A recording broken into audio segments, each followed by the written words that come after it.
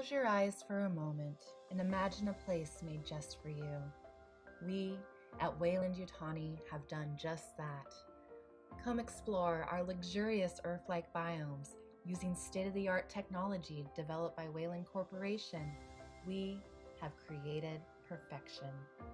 Breathe air fresher than anything you have ever experienced. Swim in our crystal clear waters and experience what the finest genetic engineering has created by taking a simple stroll through a park. What are you waiting for? Come to Paradisio now and experience life.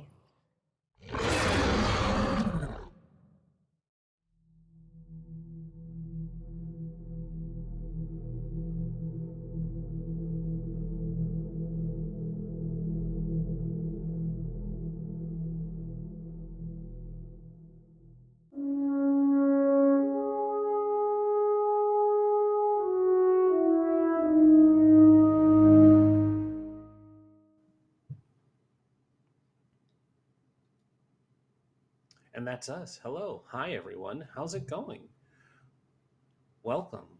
It's finally happening, everyone. We can't delay it any longer. Here's the game. It's us. As always, normal protocol, why don't we take a moment to get to know our cast? It is our first episode, after all. We should see who my wonderful victims are. First, of course, you know me, you love me. I'm Partywipegames, Rindis. I've been on here a couple times. You might have remembered a little game called Cult Divinity Lost. You know, it was a time, it happened, it was a thing.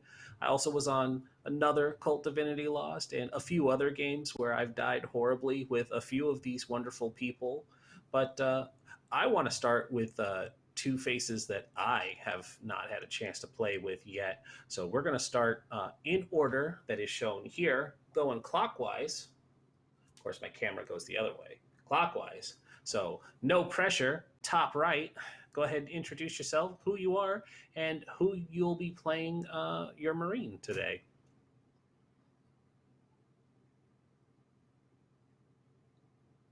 Is that me? That's you. This is like the worst part of whenever I do these things. I completely froze up like I always do.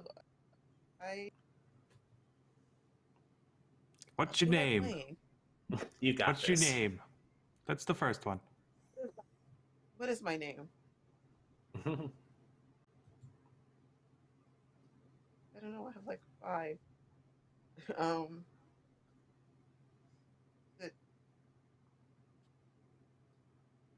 I'm sorry. I completely froze up. I'm messing this up. All right. You want to come back to you? Yeah. Sorry. No pressure. No pressure. All right. We'll drop down. The next spot would have been our good friend Mitch. Hey, I am known as Mitch on Twitter, Mitchsbustillos. And yeah, I'm just excited to be here. I'll be playing Captain Hammer today and then Juniper later on. Yeah.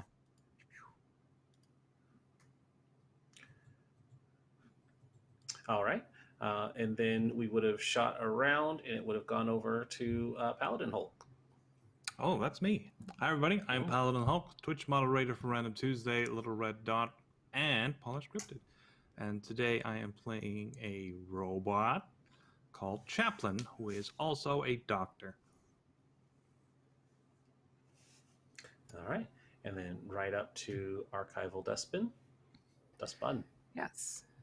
So I'm Anna, aka ArchivalDustBunny, most places on the internet, queer and trans advocate, museum worker, and TTRPG streamer. Today I will be playing Captain Silva, the person lucky enough to be commander of this drop-in squad, so we'll see what happens. Mm-hmm. And then right on back, ready? I suppose. JD Pot 7575. I'm playing Mason. Mm-hmm. Gunnery Sergeant Mason. Okay. And yeah, Hi, I've already said it. I'm Rinus of Partywipegames. I'm here on Weave the Tale and my own channel, Partywipegames. I will be Mother today. I am anyone else and everyone else that will exist here, both friend and foe. And I think with that out of the way, we are ready to get started. So, the camera sets in like any good alien film would, with a starscape looking over a planet. This is a large exoplanet, approximately 75% larger than the Earth. A perfect Gaia world, according to Weyland-Yutani records. They nicknamed it they liked it so much that they basically named it Paradisio, to give it a little flavorful spin for the marketing team. Somebody got a really good bonus for changing that up and selling this idea that if you put 10 years of service into helping the colonization efforts, that you will be afforded your own space within the colony or out on the frontier areas. You could either have land or some space within the cities that were being built over time. And for a long time, the idea of moving to Paradisio on the fringes of the galaxy, away from the conflicts within the core worlds or even the overpopulation and pollution of Earth, was very appealing. The problem with living on a corporate world, however, was you were subject to the whims of the evil corporations, namely, in this case, Weyland-Yutani. Approximately 48 hours ago, a distress signal went out from Paradisio Prime, the designated capital of the colonies for Weyland-Yutani. The person in charge, one Margaret Atwell, a Weyland-Yutani executive, had issued a distress signal saying that there was an incident, and the incident was largely confined under red tape and classified information. But the information that arrived to your Marine ship is that there are civilians in need of extraction and a hostile force that has shown up on the planet. Your commanding officers deviated the ship away from your scheduled shore leave, and you had been sent to investigate. What we end up seeing is the camera pans into the cryopods, the white lights and the sterile linoleum floors, and the cryopods hiss and open as each of you is woken from stasis and given a chance to get up and stretch. Starting with Captain Silva, what does your Marine do, and how do they look when they first awaken from cryostasis? She looks kind of rough. She's been in the Marines for a while and used to this. The moment the cryopod opened, she already has a cigarette in her mouth and is lighting it up. Sitting up, stretching. Have they gotten the orders yet or no?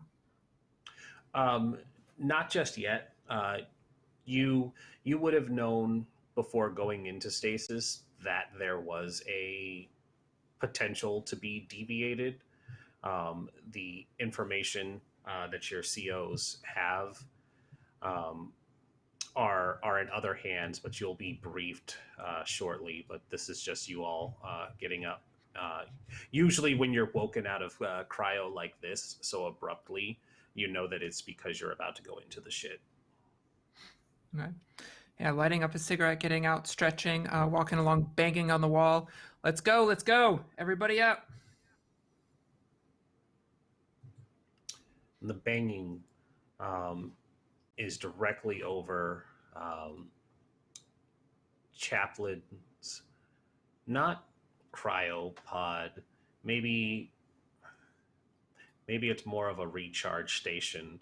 I'm not really sure how the synthetics reboot their batteries in this, but for the sake of this, Chaplin is probably idle somewhere, as there's no need to sleep for the synthetics. What is Chaplin doing once the captain has started to rouse the organics? I'll first get up, check to see if everything's still functioning. You know, you never know. You go offline for a bit to recharge. Sometimes things happen, you know? People hang signs on you, draw mustaches on you. You know, it's not a good time. So check to see if everything's okay. And once that's done, I'll check on everyone to see if they're coming out of cryo okay, because there have been complications in the past. Yeah. And I am the medic. For the sake of brevity, why don't you give me an observation roll to see if some passing Marine thought that they would be funny. Okay. Let's open up the character sheet. There we go. Lots of tabs open. Observation. And submit. There we go. Okay. Nice. No stress because I'm immune. Yeah, so Chaplin, you do a quick check over yourself and you glance down into the mirror and you see that somebody had decided to take not something permanent, but it looks like it might have been just the black combat mascara that they put over their eyes to keep the sun out. But somebody had just written Rust Bucket across your forehead with their finger. You've certainly seen worse, and this is probably one of the more harmless, albeit still kind of pointed pranks that they've put on. Come on, you guys! I told you to stop doing that, and then I'll clean it off. But everything else is shipshape, running nominal for you, and. Mason, you'll be the next to pop up. How are you feeling after getting out of cryo, and what do they look like?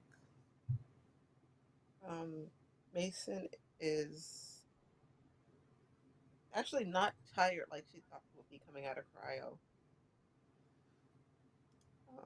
But she's like, it'll probably kick in later. She is tall, muscular from handling lots of heavy weapons. Got brown hair, short, messy brown hair.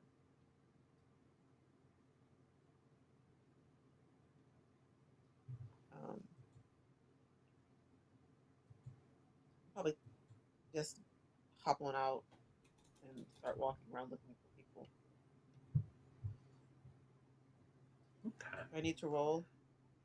No, I think you're good. I only wanted to see if someone pranked the chaplain, so that's all good.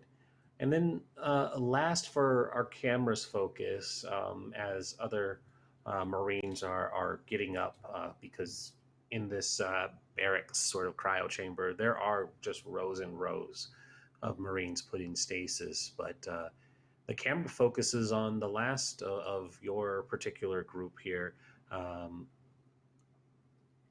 Private Hammer. Yeah, Private Hammer comes out of sleep looking like Sting from Dune, with a leopard skin banana hammock. All that he's wearing as he pops up and he looks at the captain like, hey, is the speed dating thing going on still? Is that why you popped us out earlier on time? Nope. Sorry to ruin your fun mission. Let's get going. Higgs, get out of your pod before I shove my boot up your ass. Come on. And, Higgs, Lucky. yeah. Private First Class Higgs is one of the newer members to your regiment, but they were able to fast track their promotion significantly faster than Hammer, given their more can-do attitude. But Higgs is up on their feet. Ma'am, yes, ma'am. And they jump to their feet, but the sickness of cryo sleep hits them, and they grab their sick bucket that is regulation outside of each of your cryopods, and just empties the contents of that was left of their stomach before going under, and says 1 minute, and then he's back up and moving. I'll go tend to him while he's not feeling well. Yeah, Captain. I didn't know we still hired bitches. This is new to me. Very funny, Hammer. Command's going to want you to have something other than that on, so hop to it. Oh. Really? This We is got a uniform dress code. Come on. I thought this was a uniform, and he like goes over to his locker, and you know, he's like flexing everything, and you'll see on like his shoulder he has the surprise bear, like Care Bear, like symbol on his shoulder, as he starts putting on his clothes. Surprise bear. Okay, nice. Surprise bear. Bitches and bears. Listen, it's fine. And you're all given. Bear. Yeah. Good old hammer bear. You're all given time to clean up, get in uniform. But for Marines, that is, you have 2 minutes exactly to boots on, strap up, everything tip top before you all head out into the next room. Being on a cruiser, there isn't. Oh, sorry. Oh. Little one. Yeah. I thought somebody was asking a question, but I caught on. Being on a marine cruiser, there isn't a whole lot of space that is dedicated to your guys's recreation or living space. Mostly, it is just these cryopods, storage, places for your tank and your drop pods and all of that. But you move from this cryo room basically into the mess hall where you all can sit and be briefed. And from there, another officer steps forward. This is coming directly from Colonel Myers, the head commanding officer of the entire cruiser. He is an older man with a thick brush mustache. It's graying on the sides, and he's got his cap, and his hair is graying and a salt and pepper. He looks like he has lived his entire life for the Corps, and he looks like, even though he's a fossil, he could put in another 40 years if he really tried with augments and just good exercise. But he looks to Captain Silva and nods, and he says, "All right, Marines, saddle up. You know the deal. We were on our way to some rest and relaxation, and just as God always intends, our plans hit the wall with a good splat. Approximately 48 hours ago." Yes, Hammer. Yeah, what if we don't believe in God? Do you have another thing you could add in there?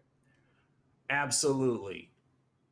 The great Buddha deemed that your feelings are not really taken into consideration when shit hits the fan. He straightens up for a moment, being entirely respectful of your religion, but at the same time, a Marine, so he is going to grind you into the ground for interrupting his briefing. No, it's fine.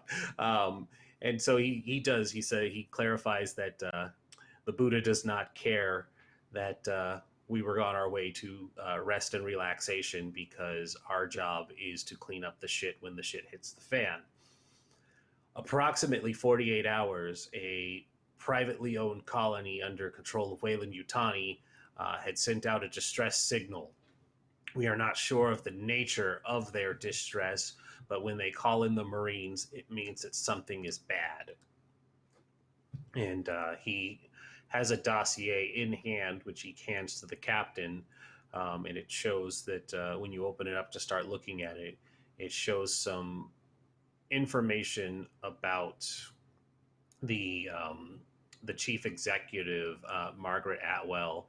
There is a lot of black redacted information on her file and on the files of Paradisio itself, but largely it tells you that it is a large-sized colony, approximately 280 or so residents on there that include scientists, engineers, general workers, farmers, things like that.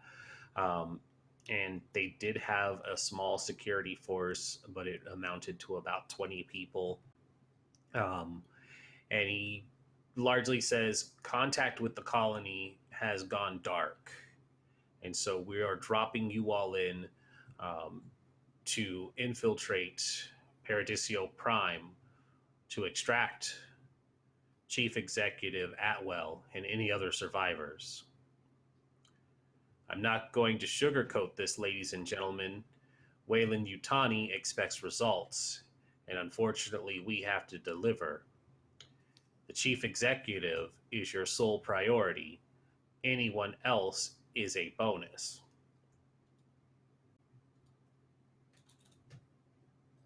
I'm pretty sure they just panicked and forgot to change the battery. That's why they went dark. You know, they can't hack it on the front like us. Just a bunch Yes, of Private. eggheads. You know, since this is cutting out into our R&R and such, are we ever going to fix the toaster? He points at Chaplin. Okay, flip him off. Yeah, he thinks for a moment and he says, Chaplin, do you feel that your ability to properly toast bread on either side is inefficient for this task? I can toast whatever you want, sir. You give me a flamethrower, everything is toast. Captain lie. Silva, requisition a heavy flamer for Chaplin. All Yes, right. sir. I just wanted Pop-Tarts. You just As be for the careful you don't get your tart popped out there, buddy. Okay, I'm holding up the box. Pop-Tarts. Yeah. The toaster's talking back to us, Captain. I don't know if we should trust it. At the holding up the Pop-Tarts, Mason holds up the U.S. Marine, or not the U.S. Marine. Oh yes, USM, United Systems Marines, standard issue, cinnamon flavored Pop-Tarts. The admittedly worst flavor of it, but it is the one you all are given. Oh, God. I wanted red flavor. You all keep insulting Chaplin. I'm going to drop you in with just combat knives. Don't tempt me. Why? Okay, fine. The colonel hearing the private's commentary as well, he says, cherry Pop-Tarts are for those who deliver, Private. you get the exec off the planet, and we'll talk about getting you that Pop-Tart. Oh, yeah, and it's red flavor. I know what I said. Okay.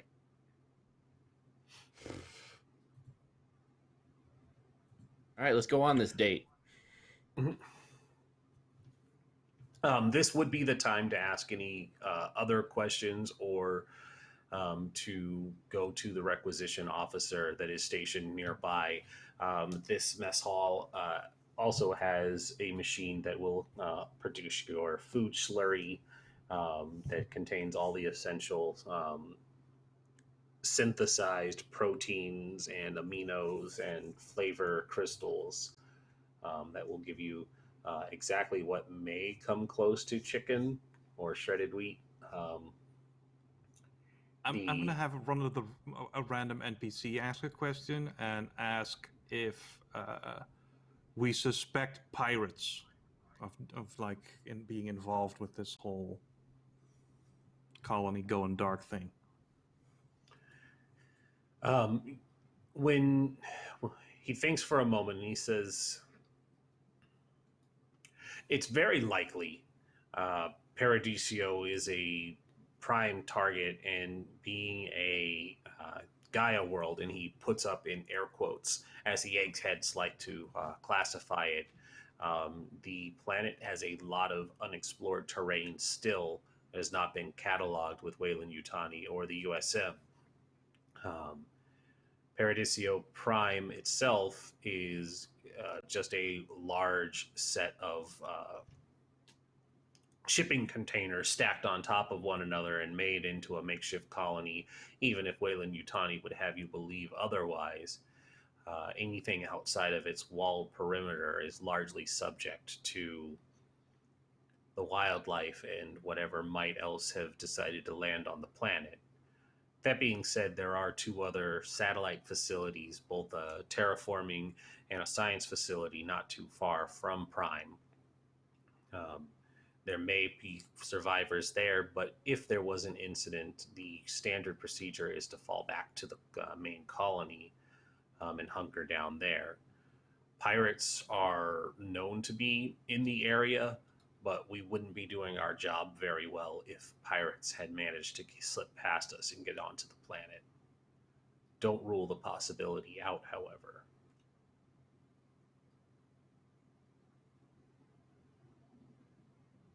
I got nothing. I'm I'm ready. Yeah, that's what I'm talking about. You know my mind. Mm-hmm. Looking through the file, is there any other information that might be helpful for us? Yes. So, looking through the files, there are a few other names on the dossier that stick out. There's a chief engineer, a head scientist. It basically, the Weyland-Yutani board of directors assign top tier people to head certain divisions, and each of those names are on a list of potential extraction targets, with of course Atwell being at the top of the list. And it does say on there for you, Silva, you see that to the side of each name there is what the Marines would call a bounty bonus. Basically, Weyland-Yutani pays out if you're able to extract as many high priority individuals as possible. That way it gives the Marines and the USM incentive to do a good job and to not just cut their losses. If you're looking to get a nice cut, you're usually willing to overlook whatever Weyland-Yutani might have been doing on the planet, if you know your pockets are going to be lined as well. So there's 6 individuals in total that have this priority, and you do note that of the other like 200 or so remaining civilians, there's nothing for rescuing them. It is just it's a pat on the back type of thing. There's information on the science facility not too far from Prime. Its information is largely redacted, but it does say that it is a xenobiology research center, and the information on who the head scientist is redacted, but it does list a few redacted lines that show that there's at least 5 scientists that would be working in that facility as well, but their names are hidden, and they're not on the important extraction list, the scientists. Good to know. So, question. Yeah. How alive do they need to be considered rescue? Like, they need to be whole? Can I just turn it apart? Just I want to get paid. Yeah. So Wayland-Yutani does prefer their important execs to be returned alive. However, why don't you? Let's see if we can make a roll out of this. See if there's anything known.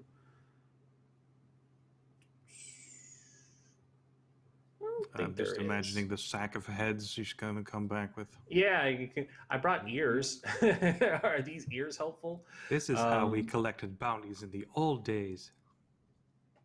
I just want the money. Yeah. Yeah. No. Really, that's not. They wouldn't consider that a deliverable. There would be payouts for recovering any sensitive information, though. It's not nearly as much as bringing out a live individual, but recovering documents would be. Sorry? Unconscious is okay. Oh, yeah. No, alive is all they want. Like leg or arm.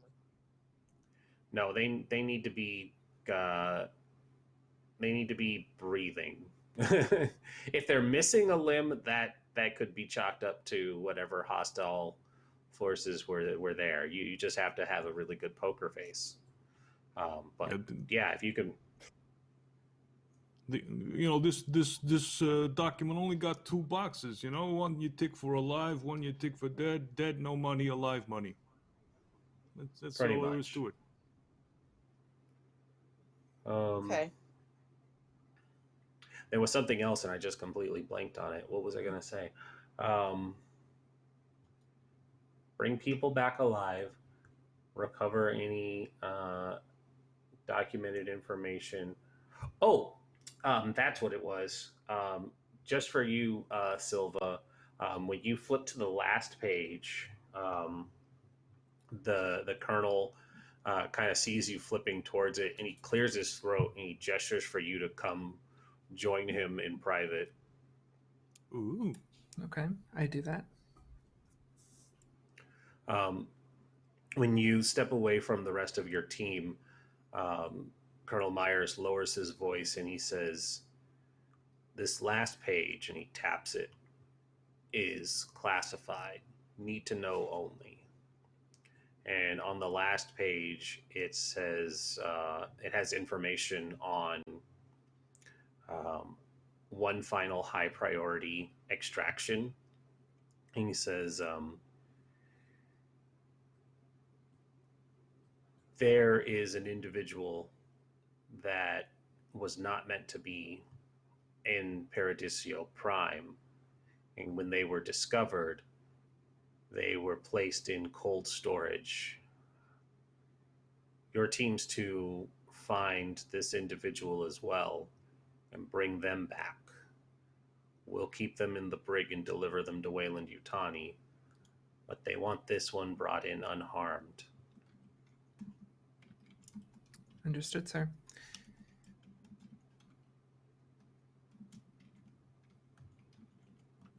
And when you look at it, there is a picture of it's a young man. He probably isn't any older than 16 or 17. Short, shaggy brown hair. And his clothes look like he might have been part of like a penal colony or just like a drifter or something. He looks very out of place for a Paradise World inhabitant or even a worker. He's not wearing any Wayland-Yutani scrubs or jumpsuit or anything that would signify him out as a corporal worker drone. But he looks very out of place, and the name just reads Charlie McDaniels.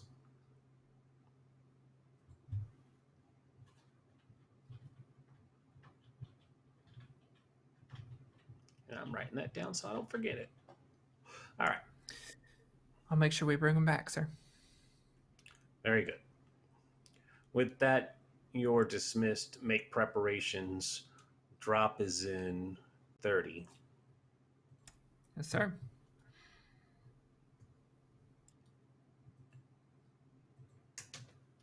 And you guys are left to get your stuff together.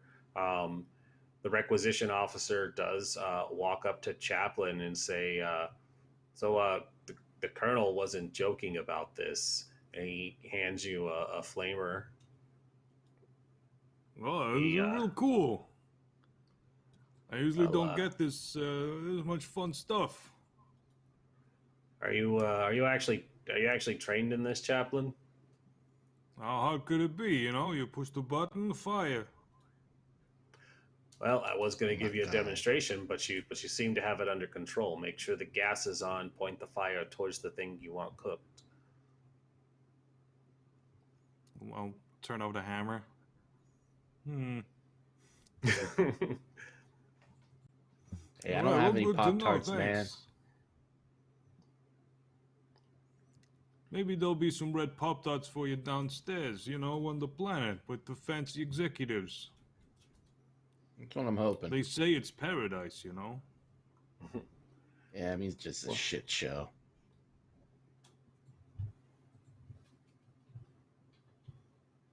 You want to take a bet on when we find the executives that they peed themselves a little? I mean, I think they're all going to be dead. I mean, stupid colonists always coming out here trying to do stuff. Taking my R&R. I want to get paid so they can't be dead. At least one of them's got to be alive. I had a nice date going on, too.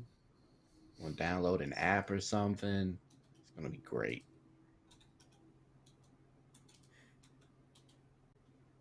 I walk back over from the requisitions officer. Well, if we want to get paid, then we got to do this cleanly. Mason Hammer, you're on rifle team. Chaplain, medic, as usual. Try not to hit any of us with that flamethrower. Dante Higgs, you're on support. Iona Cooper, assault. Let's get in, get out.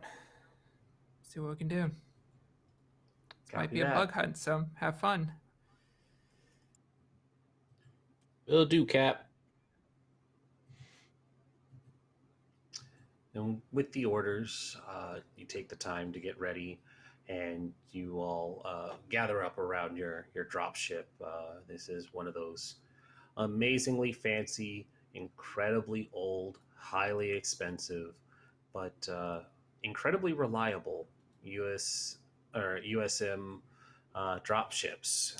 This thing can take you from 0G to Atmo in the blink of an eye, and it can do it all while dodging heavy fire. And there is about a 78% survivability rate when you do make the drop, taking that heavy fire. Thankfully, you don't expect to do any of that as you guys load up and strap into the chairs in the back of it. You have two pilots there who are going through their flight checks, and they're reciting stuff off through the overhead comms. And they say, we will be preparing to launch in 5 minutes. Sit down, strap in, shut up, swallow your gum, or it will get lodged into your brain when we make drop. Yeah, I mean, Hammer swallows. Somehow we all knew that. Like a and so the time comes and goes, and the dropship lifts off and departs through the hangar, and your ship careens its way through. It moves its way through the artificial atmo of the cruiser to open blackness of space. And as you hear the low thrum of your dropship out one of the port accesses, you finally get a good look at Paradisio. It's a huge world. It's got a mix of blues, purples, and greens from the various terraformations that make up the area. It looks like the foliage is very Earth-like in its appearance, with dense jungles and large mountain ranges and large swaths of areas that would be oceans or places for water. But you see the dropship start to move its way, and before long it starts to rumble as it makes contact with the atmosphere. And they say, hold on, we're going in. And the ship starts to glow that orange yellow of entering the atmosphere as it starts to make its course on its drop. And they say, we're picking up the distress beacon from Prime. It looks like the LZ is clear. I'm going to bring us in close. Weapons ready. Don't do anything too flashy. You heard the Colonel, by the books. And so, as the ship flies, looking out that viewport again, you do see that the colony is not really a bunch of shipping containers stacked on top of each other, but it is a large prefabbed colony. It has an outer perimeter wall with a few watchtowers, and then buildings that would make up enough living space for about 200 people. It has a large command center, a satellite dish, a raised platform for a landing pad, several places for storage, and a little ways outside of the wall, it looks like there might be a mining and fabrication facility. But then all around it, where the walls are, is just dense jungle and tree foliage. Too green out here for me.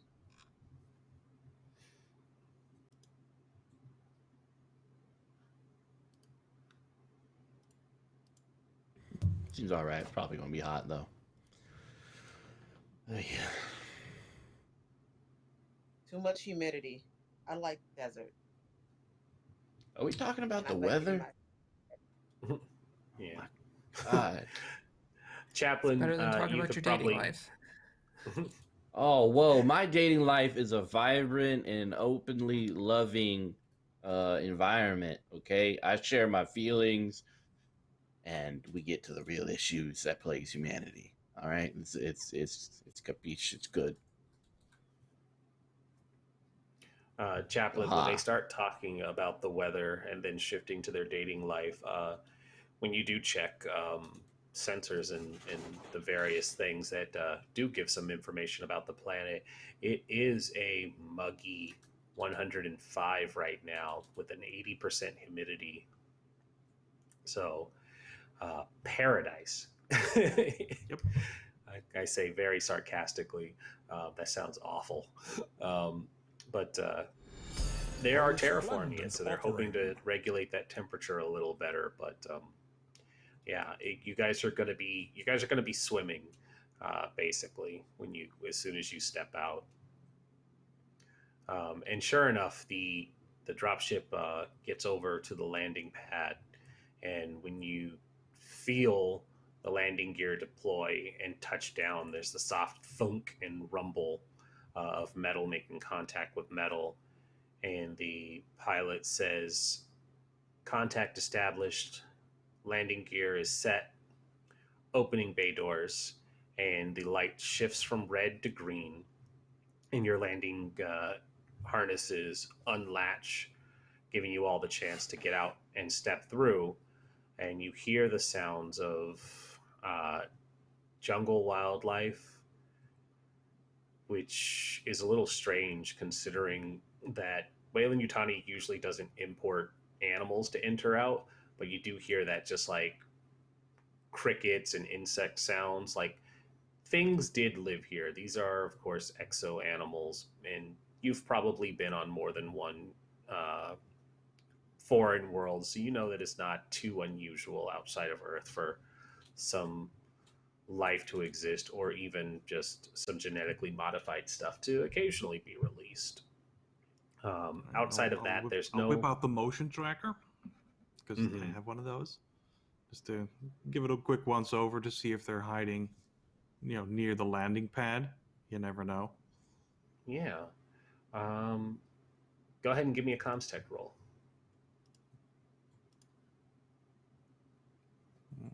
There it is. So many buttons.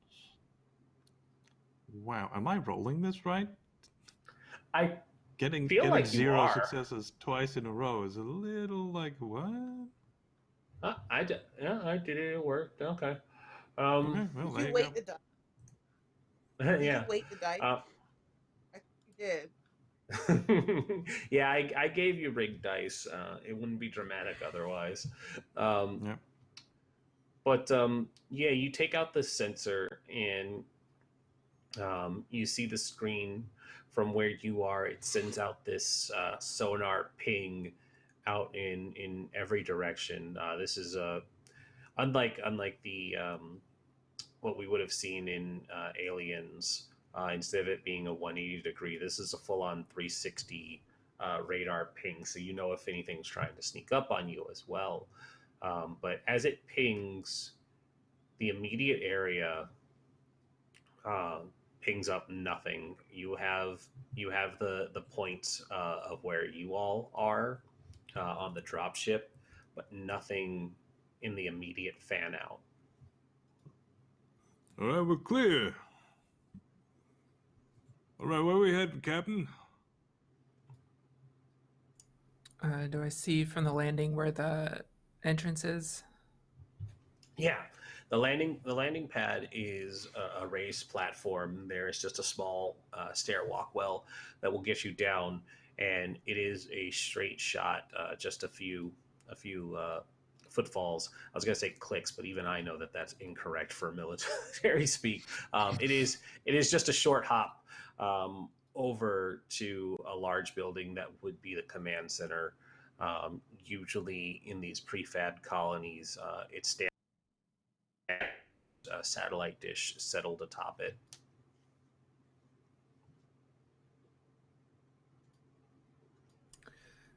Okay, that's where we're going in. Let's get in, get out. We're not here for the scenery. Iona, can you get that door open for us? Can do. And with the order issued, Iona and Higgs going as backup. The two of them, rifles ready. They're the first two to shuffle out of the drop pod. And they take a quick look around and then dash down the stairs and take the dart across a paved walkway before a set of double doors. And there is a keypad in front of it. And Iona presses up against the wall while Higgs takes out a little device, pulls the face of the keypad down, and starts literally hacking into it. And he looks back, he gives a thumbs up and goes, "I'm in." And then the sound of as the doors part from each other, opening into darkness. You heard him. Let's go. Let's look lively. Woo! And you all Turn on the light. Yeah, and you all step out of the airship, and Higgs and Iona had definitely seen this as well. But as you all are going down the stairs, watching the area around you, you do see signs of panic. There are a few stray bullet impacts into walls or across storage containers. And even signs of people being dragged into the brush or in nearby buildings that have their doors ajar or windows smashed. It does look like there was a free-for-all down here. Chaplin's earlier assessment of pirates may still be in play, given that gunfire was exchanged.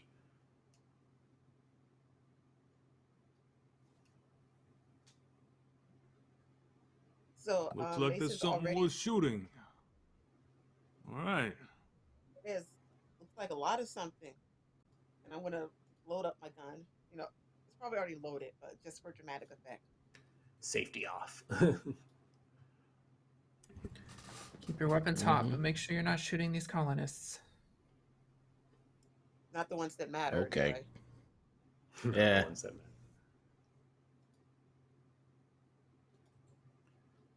And so, with the signal, Higgs flips his flashlight on at the front of his pulse rifle and points it inward and takes a little sweep.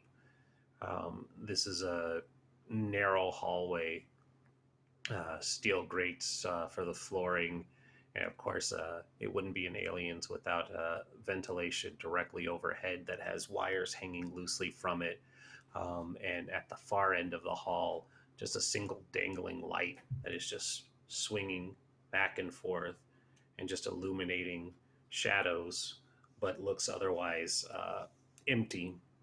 There is more signs of small arms fire um, down this corridor, impact sites along the walls, and there is even just a little bit of blood at the far end as you guys start to step into this corridor. Um, does anybody leave the door open, or do we shut it behind you? Keep it open. Yep. I think shut it.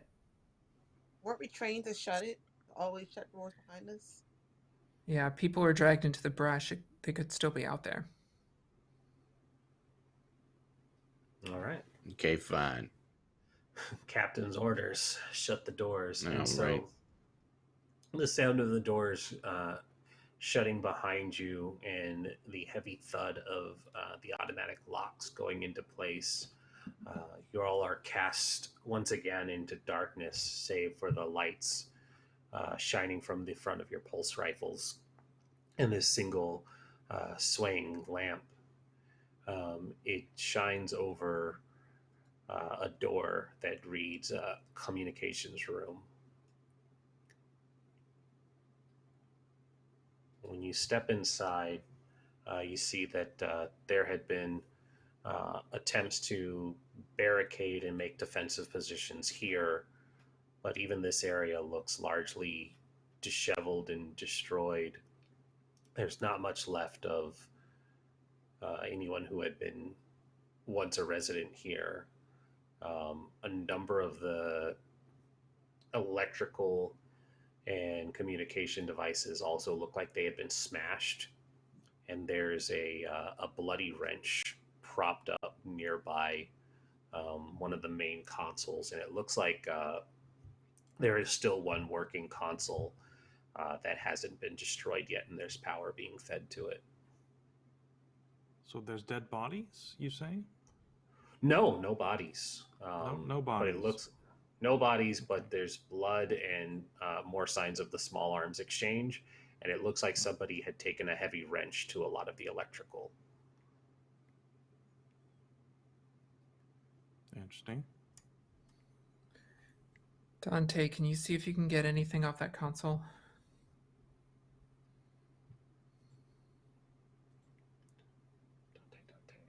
Dante is Private First Class Dante. Dante looks and says, absolutely. Chaplain, give me a hand here. All right. See, what you want to do is you want to push that little button over there, and then you want to go to that subdirectory and click that button over there. You go. Okay, good job. Yeah. And they are just a basic Marine with no real context. So they are pushing a couple buttons, but it doesn't take much for them to be able to pull up what is here on the logs. And so with their rudimentary skill, a video pops up, and there's a very panicked individual on the other side of this screen. And they say, this is a log for anyone who might arrive here. You have to get off the planet. Something has gotten loose and is taking the other colonists. I don't know how much longer we can hold out, but people are starting to turn on each other as well. There's an infection here that's turning us into those things. I don't know who else is infected, but there's whispers of something being in here with us. Someone. I don't know how much longer we can last. There's 5 of us now, and if you find this, please just tell them we're sorry. And it goes black after that. Well, this is officially a bug hunt. Let's get to it. Yeah, I was hoping it was.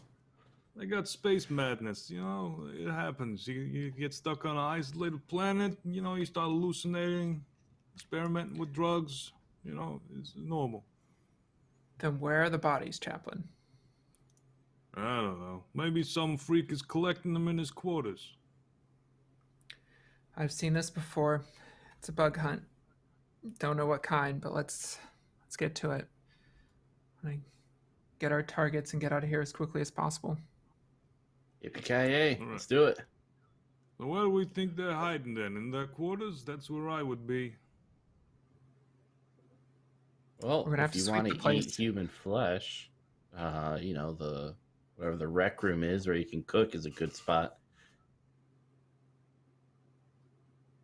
Did anybody else want to check this comms behind the PFC?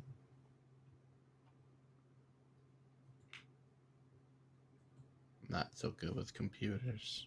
I don't want to touch it. I am good with computers, but I don't want to. Alrighty. That's wandering blind. Listen, that's I can fine. check it. I I can check it. Silva is a sin eater, so she's Black Ops. She's probably gotten into a computer or two in her day. Mm-hmm. White Defiler 3 killed some people. Yeah. Yeah, go ahead and give me Daily a stuff. comms tech roll. I forgot that was a skill.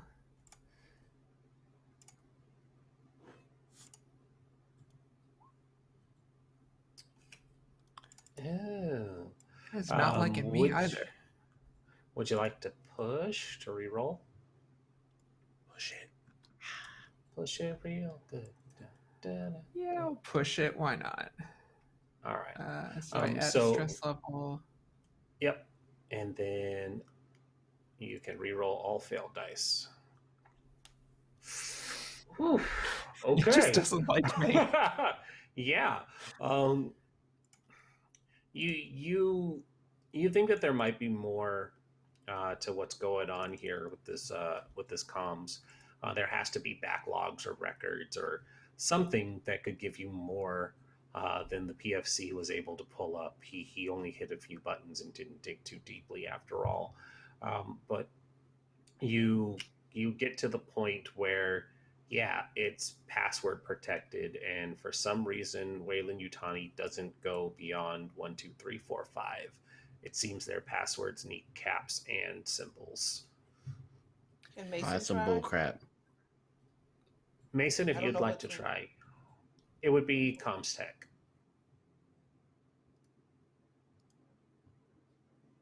Can I like Okay. assist? Yeah, absolutely. Okay. Uh, It's gonna be probably a fail too. But when you assist,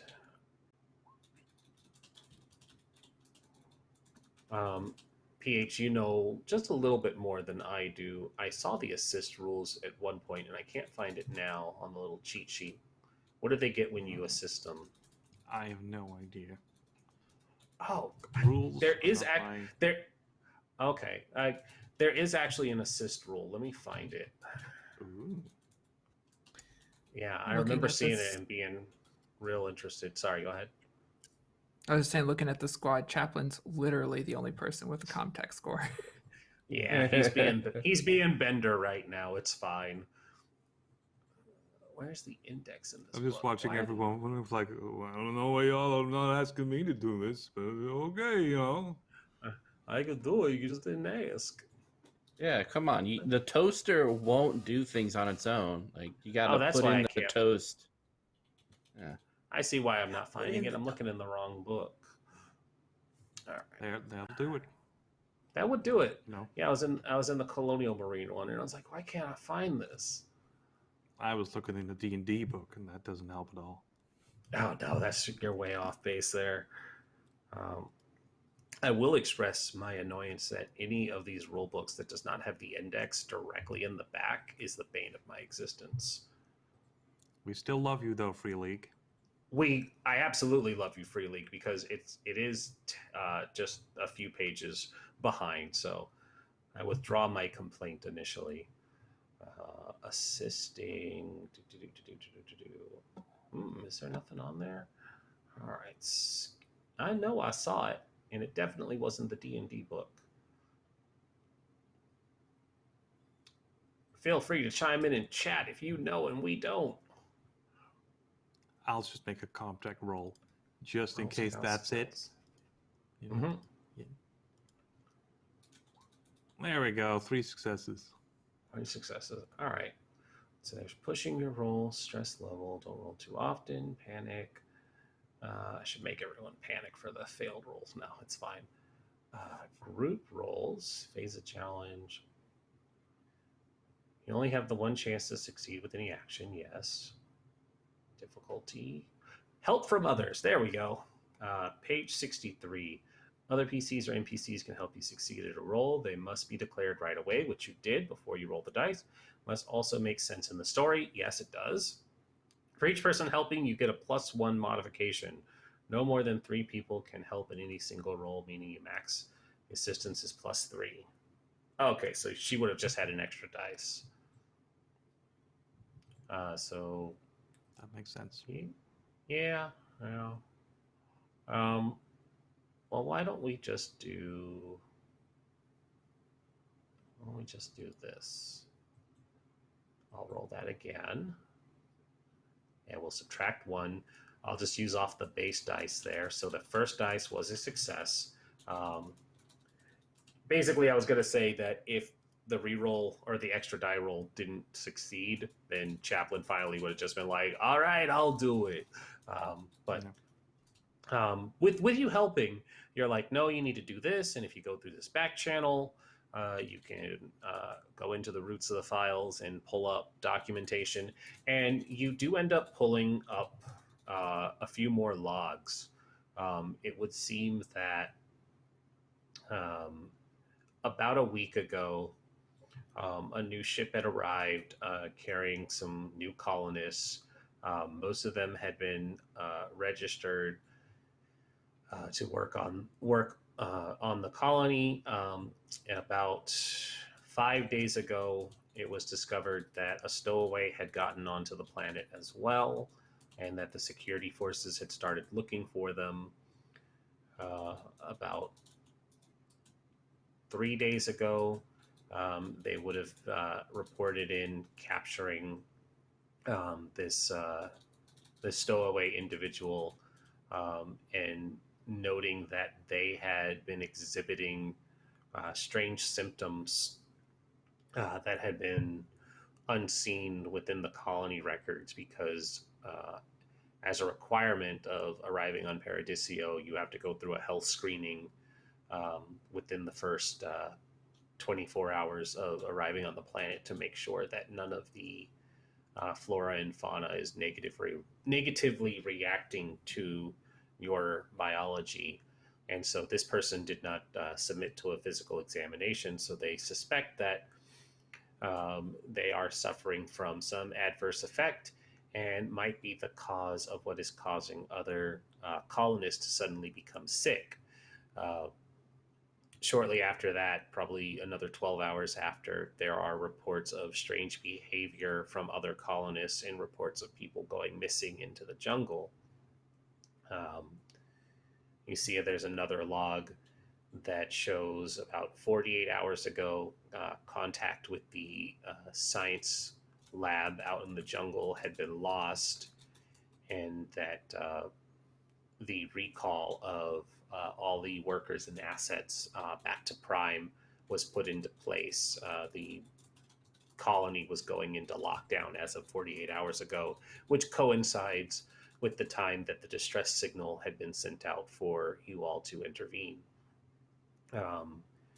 There's one additional file that would have been from about 36 hours ago.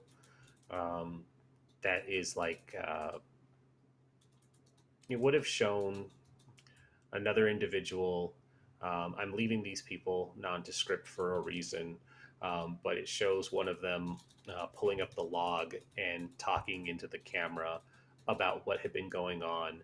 They seem frantic and irrational, incredibly terrified and possibly covered in blood, but they're screaming about how these things have been taking the other colonists, and they can't believe that this has been happening. How could Weyland-Yutani let this happen? Why is this happening on this world? I only had 3 months to go, and then my contract would be done. And then you see them, their eyes start to leak this brownish red fluid that isn't the same consistency as blood. It starts to leak out their eyes and out their nose, and they cough up some of it that splatters on the screen, and they say, "Oh God," and they try and wipe it away, and there's a voice in the background that's like, "Hey, are you okay?" And they're like, "Yeah, fine," and they wipe their mouth and eyes, and they turn the comms off. And that's the last of the hidden files that you see. This is not the same person that had left the message on the main, the open files for you all to find, the warning to stay away. This is not the same person. Well, it does look like there's some sort of contagion going around, you know? So why don't we enact biological hazard protocols, put on your little masks, you know, so you people are safe. I agree, Chaplain.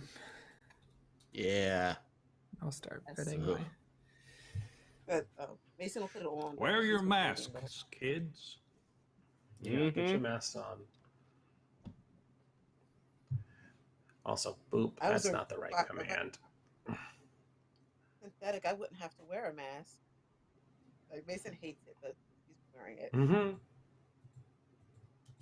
It's like complaining the whole time. We're also gonna have to be careful about rescuing all these people if we're gonna bring some sort of weird disease onto the ship, you know? There's people up there. Yeah, I Well, don't they want to start- get sick too. They start leaking the stuff, we'll know, right? Mm-hmm. At least We just hopefully. shoot. Hopefully. We can quarantine them when we get it back up to the cruiser, but we'll save who we You can, know- but Atwell's our target. You do know that quarantine protocol is also 24 hours, so you guys fully expect that you'll be in a very boring quarantine for 24 hours, but hopefully anybody here that you find is willing to subject themselves to it as well. I'll do a quick little message back to the others, you know, the ship, the people, the pilots, whatever, about what's going on, so they know to prepare for biohazards. Copy that. Biohazard protocols will be put in place, and you hear them say, "We'll radio back to command and let them know to prepare." All right, let's see if we can save some people before. I'm assuming they turn this place into a firestorm or something. Yeah. I agree. Rifle team, Mason Hammer, why don't you take point this time? Oh, this is gonna be awesome. All right, let's do this. We'll start doing a nice little It's already- jog. Ready to go. At least it's already going. Our gun Mhm. ready to shoot. And there's a couple doors to check. Do you double back the way you came, or do you check the main area a little more? Or this Main building a little area. more? Yeah. Yeah. Main area. So just kind of doing a sweep of the area, you see that there are tables that have been knocked over, a few food supply rations. The packaging has been ripped and half-eaten. Looks like things had this had been where people had held up for the last part of their attempt to survive, but the rations had been torn through rather quickly. Water has bite marks in the bottles, and the food looks like it's been ravenously torn into. And there's bits of food scattered everywhere. There's also towards the back, there's another automatic sliding door that is set in the lock position. But the view window that separates that's set on the door that separates this room from another one has bloody handprints and impact marks that looks like somebody had been trying to pound their way through it before the lock had been put into place.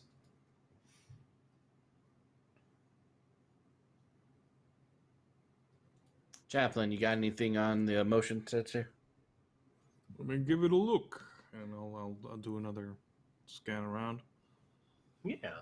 I won't need a comms tech for this one, but when you hit the scanner, you see that it pings and it lights up for the group of you. Your squad always comes up in a nice friendly blue color, and then as it fans out, it picks up. There is one other life sign signal on the other side of this door. Oh, here we actually got one. It's over there. All right, let's do this. Hammer will go there and kick open the door and get ready to blast. Mason's right Hammer's behind Hammer. All right, Hammer, please give me a close combat roll for trying to kick this door in. Heck yeah. I feel like that's Aw. appropriate. Would you like to I'm gonna push? push that. Yeah, I'm gonna push it. I can't show up like that. No. There we go. Nice. All right. Yeah, I like it. All right. So he says, "All right, let's do this," and he puts the first boot in, and there's the very visible just impact of it, and we all know that Hammer is a showboater, so they're just like, hold on, and then they step back and they rear back and they put the boot into it again, and this time there is the sound of the electronic lock crunching under the force of it getting hit, and then it's sliding back into place, and the automatic door going shh and sliding in. It looks like it could have just been opened with the electronic lock, but the boots is also a good way to get it open. But when you do, when you do boot it though, you hear a very frantic "Stay the fuck back!" and a single bullet fires out from the darkness of this room, and it's going to basically very inaccurately fly past Hammer. So Hammer, I'm gonna have you take one more stress from almost getting shot. So I'm just gonna ping that. Yeah, just gonna ping that there. The stress of almost getting shot. And it sounds like it is from just a small pistol round, and it pings into the ceiling about 2 feet to your right. The person shooting never had a chance of hitting you unless you were really close. But you definitely startled them. Oh, I'm pissed. I'm going in. I'm putting like my gun away, and I'm just gonna jump this guy. Just like, you son of a bitch! I'm here to save you, and just kind of coming up. Yeah, and the rest of you did hear this gunshot go off, and now Hammer has slung their gun and barrels into this room. When you do, there is huddled in the corner another pile of ravenously eaten rations. It looks like somebody had been hoarding them over here. There is just like a little cot and a small electric lantern that is making just a little bit of illumination, but they also like propped up a table in front of it so that the light doesn't shine into the next room. And you see that this is actually a middle-aged woman. She's dressed like she would be a corpo executive, but her outfit is torn and disheveled. There is a splatter of like blood that is clearly not hers across her face, and her hair is a mess. It looks like any other day she would have looked very beautiful, very imposing, very domineering in her stature. But it looks like the last 48 hours have left her very panicked and a little shaken. But she's desperately gripping this pistol, and as you get closer, you see that she is still pulling the trigger, but there is just a useless clicking sound going off. Yeah, I'm gonna slug her. Just, God damn it! All right, give me another close combat roll. Now remember to stay 6 feet. Oh well. Shut it, Hammer! Don't hit the colonists. Yep, and so. Okay, and so you get an additional effect whenever you have multiple successes. They're called stunts. So your options are you can inflict more damage, you can outmaneuver your enemy, which I don't think you need to do. You can knock prone or pull a weapon or other object from them. The opponent is knocked to the ground. Oh, sorry. Yeah, I'm like, when I punch the crap out of this person, I'm also gonna like smack the gun out, like yeah, wham! The gun goes flying. You cold cock this woman with so much force that the gun goes out of her hands and it scatters across the floor away from her, and she goes down like just a sack of potatoes. It looks like whatever strong and domineering stature she might have had came with a glass jaw, or at least does in the current state that she's in. All right, threat neutralized, Captain. Coming in, does this look like Atwell? Yeah, you had seen her. You had seen her picture, so you recognize that this mess of a woman is what's left of Atwell. Damn it, Mission Hammer. accomplished, right? We can go home. Chaplain, Let can me you get patch her up? first and see if she's a biohazard. So I'll do the med thing. While he's doing that, mission almost accomplished. We got one more priority target. All right, fine. Classified, but we're looking for the deep freezes. We're looking for who? Somebody in deep freeze. PH, I am really concerned about your dice. Same. Why don't you roll it again for me? Okay. I have rolled successes before, so we know it works, but Oh yeah, I you guess did. there's just nothing to fix. There's nothing to fix. With that this many whole dice, game. it's statistically It's just so unlikely to not roll a It's just success. it's so strange. But there's also no bad results, so this is fine. Okay. This is Yeah, fine. no, that's true. You did get the contact roll. So, I don't like it though. Anyways, you do what you can to patch her up. Hammer dropped the hammer on her, so she's out. You're not going to be able to resuscitate her just yet. It's not going to be any lasting or permanent damage. He had aimed to knock her out, and he succeeded in doing that. Yep. Dante, can you get her back to the ship? Oh, yeah, can do. Remember to keep your mask on. Mask on, and they make sure it's secure in place. They're like, but I am kind of violating the 6-foot social distancing protocol. And then they lean down and they scoop the woman firemen carry over their shoulder, and with one hand over the priority asset, the other hand holding their pulse rifle, they say, I'm going to head back. All right, good luck. And they turn and they're like, what do you mean by that? Good luck. You guys are the ones Just going go. deeper in. And they walk out. What was that He's about the out. freezer now? Where we go? Who's in the freezer?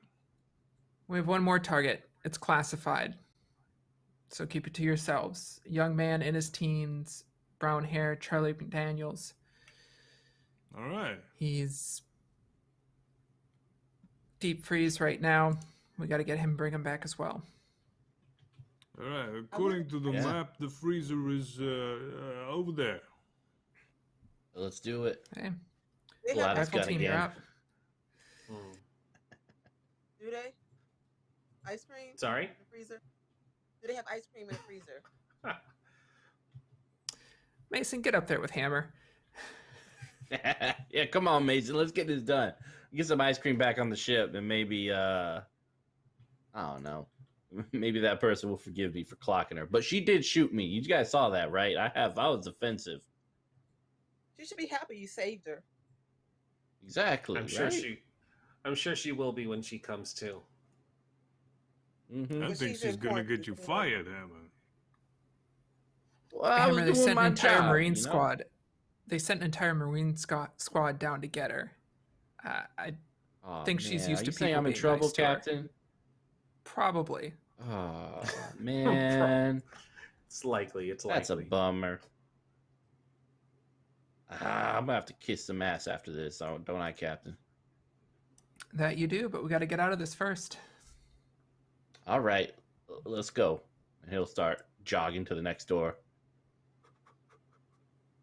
Jason's following because he has to, and he's hungry. Mm-hmm. Gotta get that food.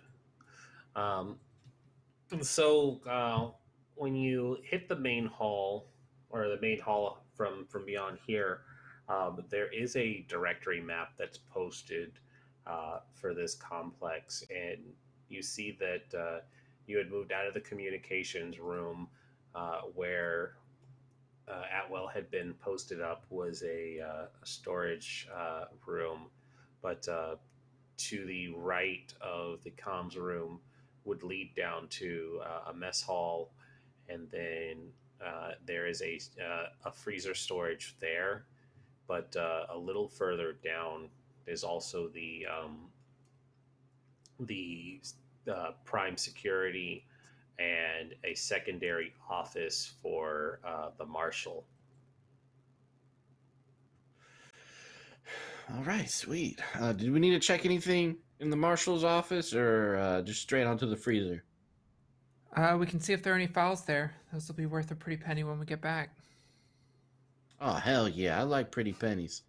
He'll kick open the door. Whatcha? You know they have handles, right? You just, jiggle it a little. I don't carry this big gun around, just not kick open doors. It's the only time I get to fuck shit up is one of these, colonies that gets totally, messed up, you know? It's good to let out my aggression. Glad you found I'll your calling. Pick up a mug and, drop it on the floor. Hoorah. I just pictured Chaplin just doing a cat swipe, very slowly. I like it. As the sound of the mug shattering, Chaplin, you also hear the sound of the motion sweeper ping. Oh, looks like one of the crazies. Remember, all the priority targets, we got one, the other one's in the freezer. So whatever this is. Yeah. There are 5 more that have bounties, but yeah. You, at the mention of 5 more, when you guys are making your way down this hallway, the motion sensor goes off and there are 7 additional pings. Whoa, we got 7.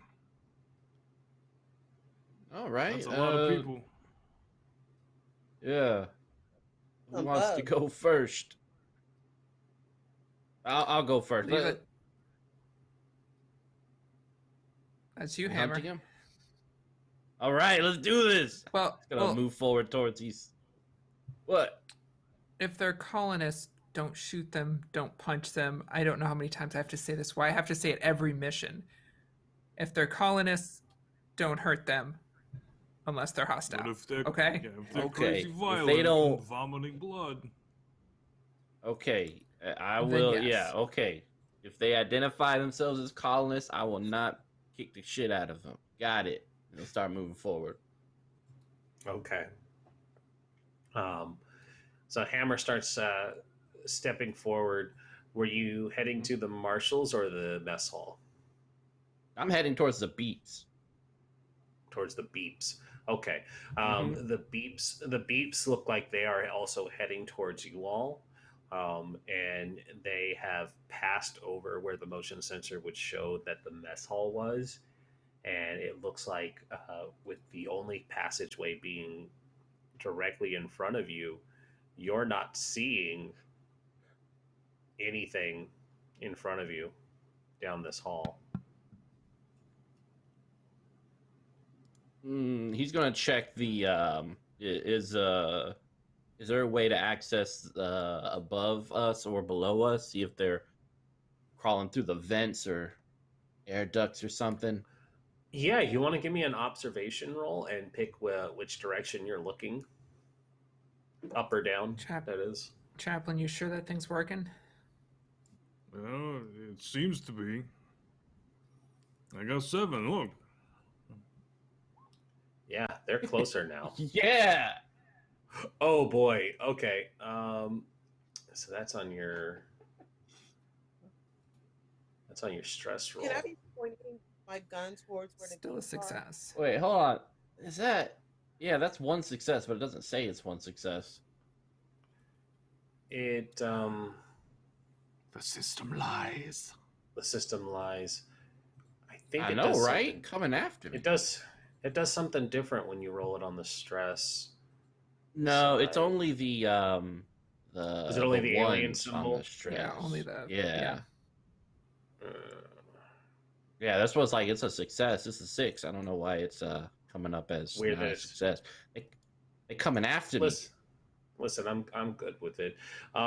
So you look and you're trying to find the source of where the movement might be coming from, and Mason, what were you trying to do while we were figuring that out? Oh, just point the gun towards where the where the beeps were headed toward. You said Okay, they were heading.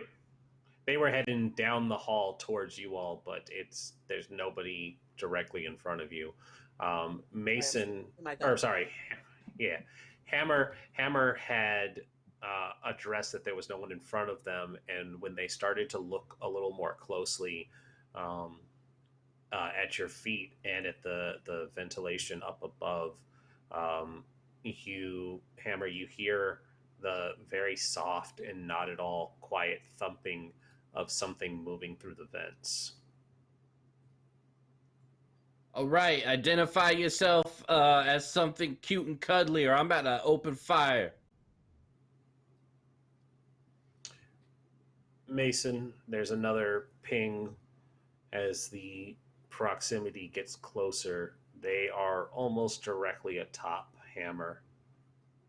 Yeah, opening fire. Let's do it. They didn't say they were cuddly.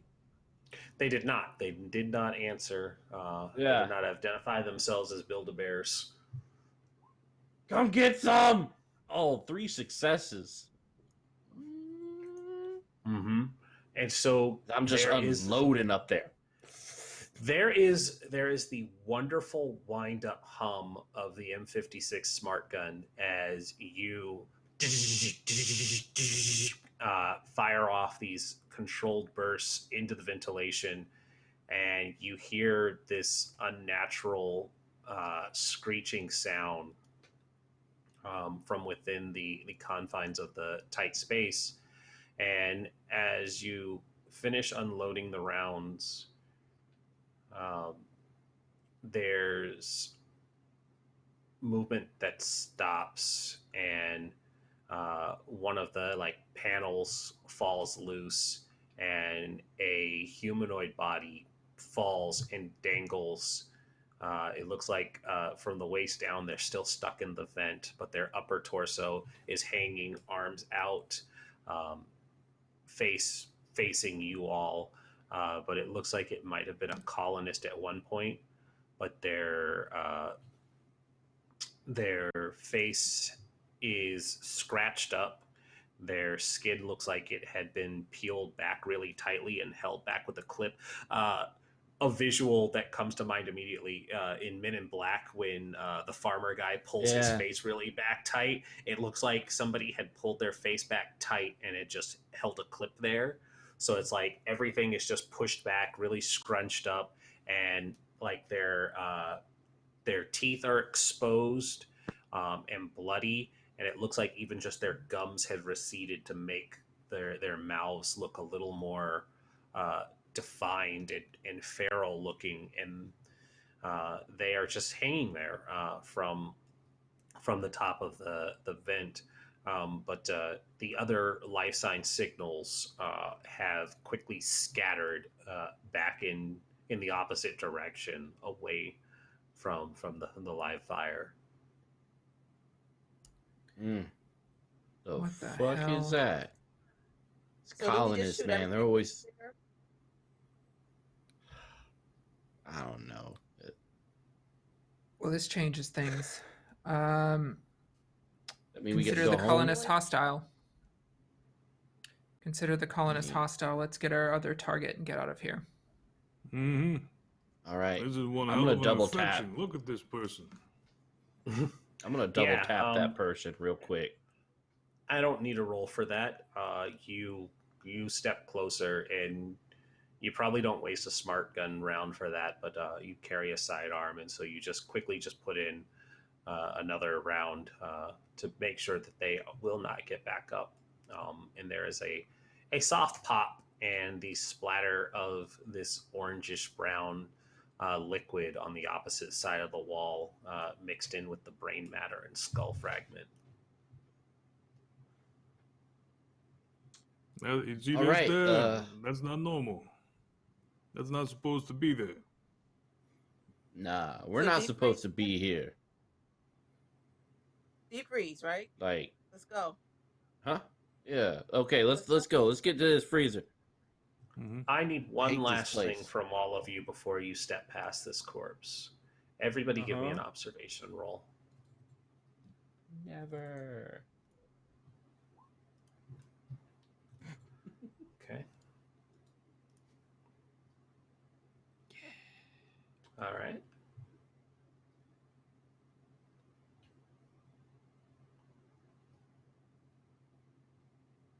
One from Mason.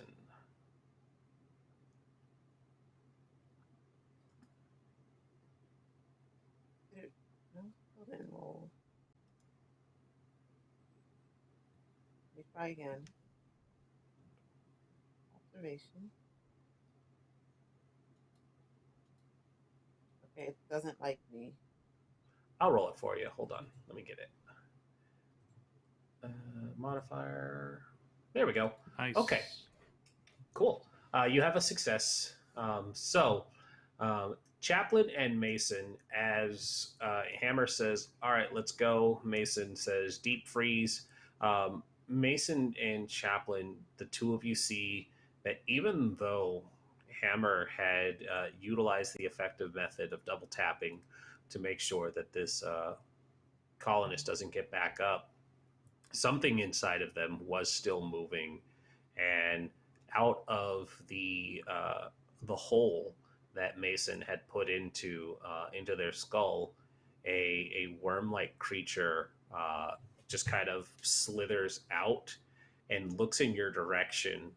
And as it glances about, you see that it is a smooth worm-like creature with a mouth, and it extends its little fangs out and hisses.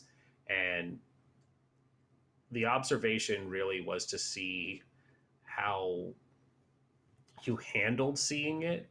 So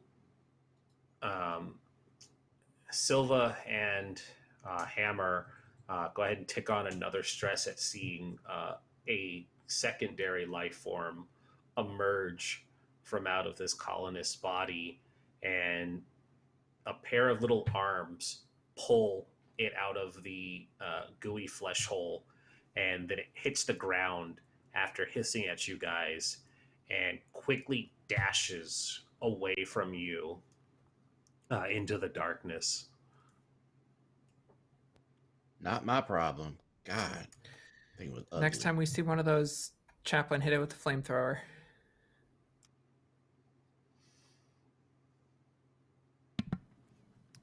Yeah, that seems smart. Hey, just one of you want to take the flamethrower, maybe, or you know? Aren't you the expert Hey, with it? you make the I've toast. never held this thing before. Maybe, you know, one of you is more of an expert Held it. with this sort of thing. Did you lie to us?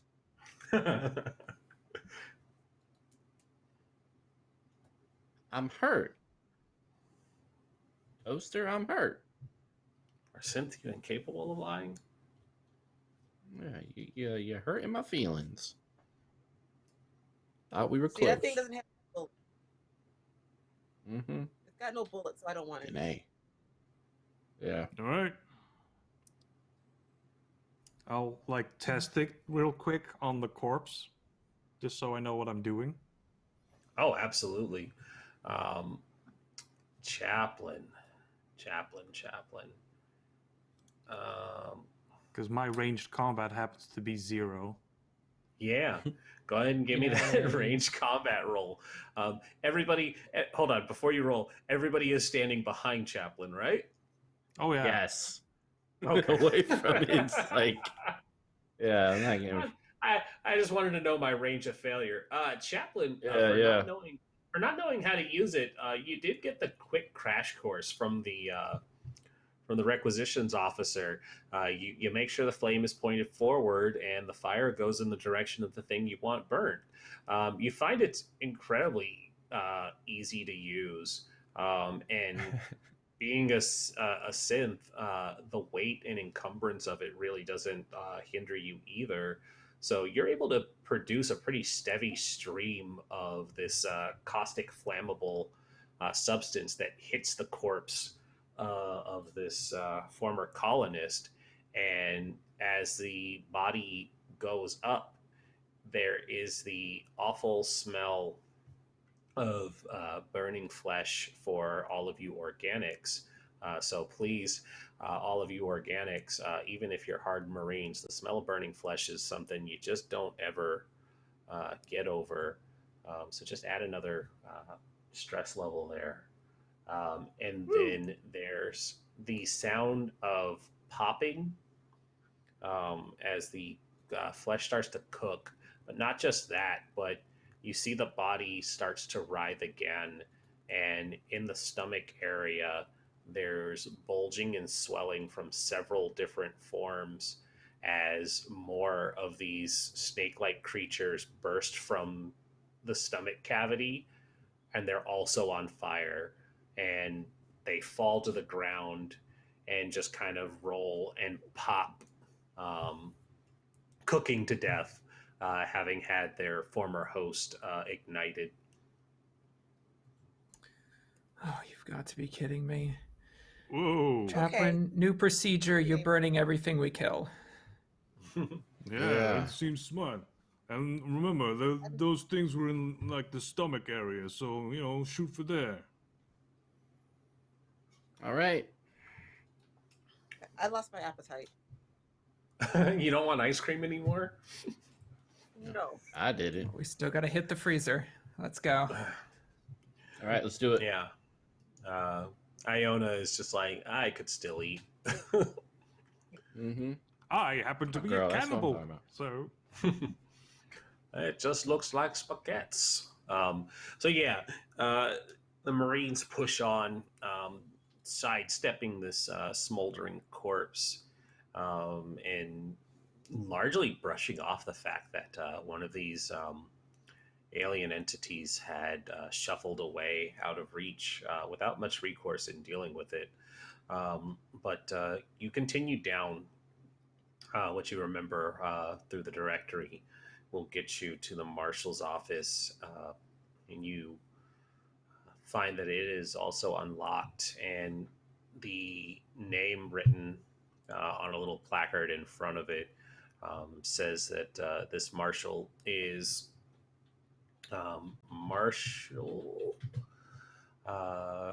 Chat, give me a name, quick. It's Brave Marshall Star. Marshall Bravestar? No, I'll take it. Marshall Bravestar. Marshall Bravestar. Yes. Bravestar. All right, cool. Later, you'll have to tell me what that is, so I know. It's a reference. Marshall Rayner. Thank you, Frost. Also but, good. Yeah. Also good. Yeah. Oh, Jimmy. Yeah, Bravestar is the name of the marshal that was posted here. There is a desk, a weapons locker, a very large and fancy looking leather chair, a couple of file cabinets, and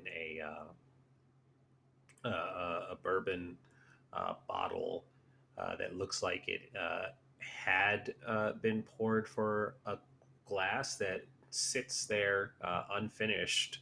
And it looks like signs that the marshal had to get up in a bit of a hurry from their drink. There are a few papers scattered around, and it looks like somebody had tried to force their way into the marshal's weapon locker. We take this in like a glance as we barrel through towards the freezer. Yep. And so continuing on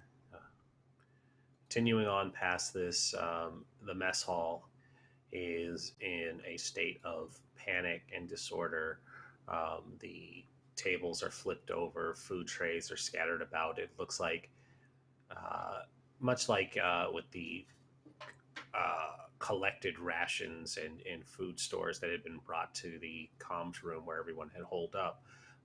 Any food that was found here looks like it had been ravenously torn into by hungry individuals in just a feeding frenzy. But further in the back, there is a kitchen, and in the back of the kitchen is where you know the cold storage is. Hopefully this is it.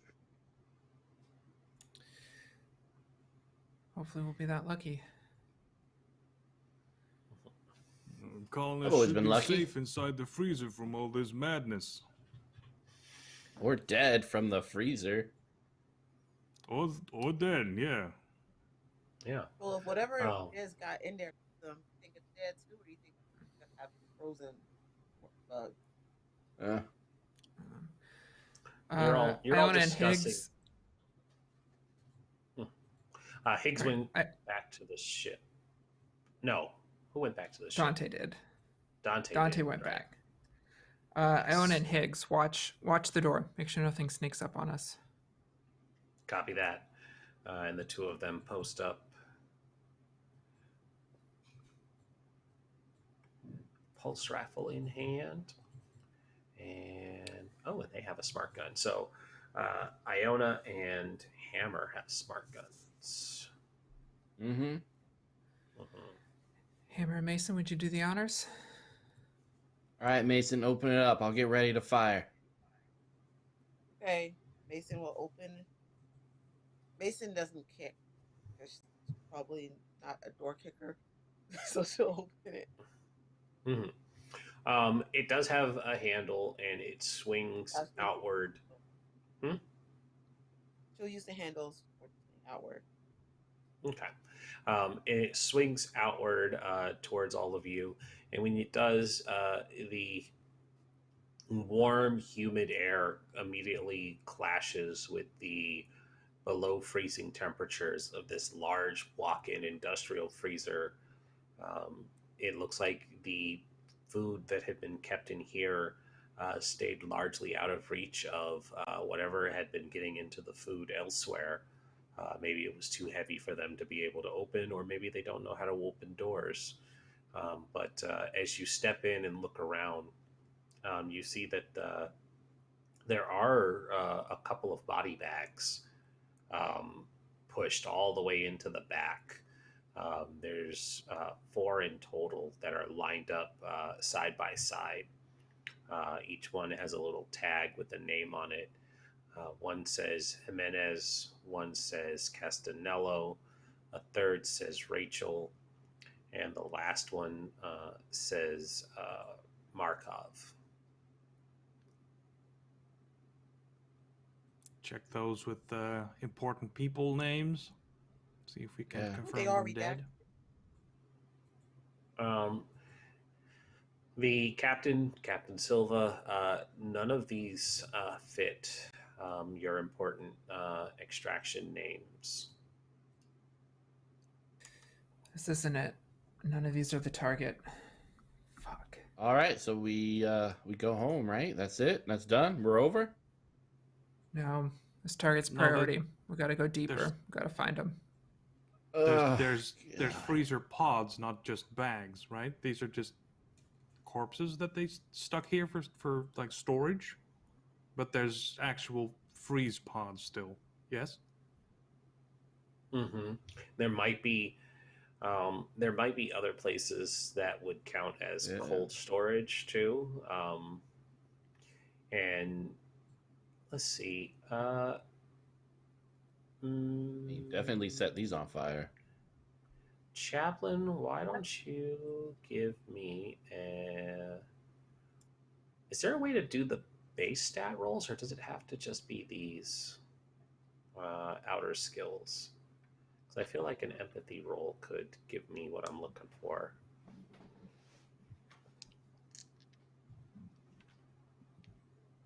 Roll me 4 dice. I don't know.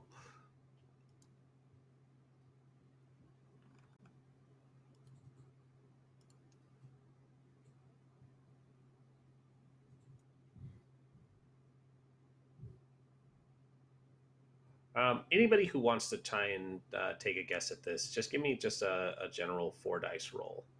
Or, sorry, not a 4 dice roll. Chaplain, you have 4 points in empathy. Anybody can give me an empathy roll. Nope. I only got 1 die. I will roll an empathy Silva has roll. a 6. Where's empathy? Oh, there. It's the 4 primary stats, but there isn't a way to roll it. Mm-hmm. So you would just roll 4d6 or however many. I don't know why I keep saying that. However many empathy dice rolls you have. Chaplain got a success. F3. There you go.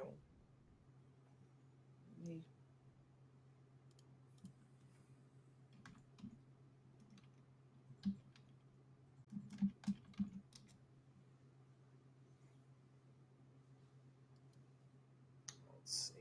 How about that? Okay, there we go. Oh, you got it too. All right.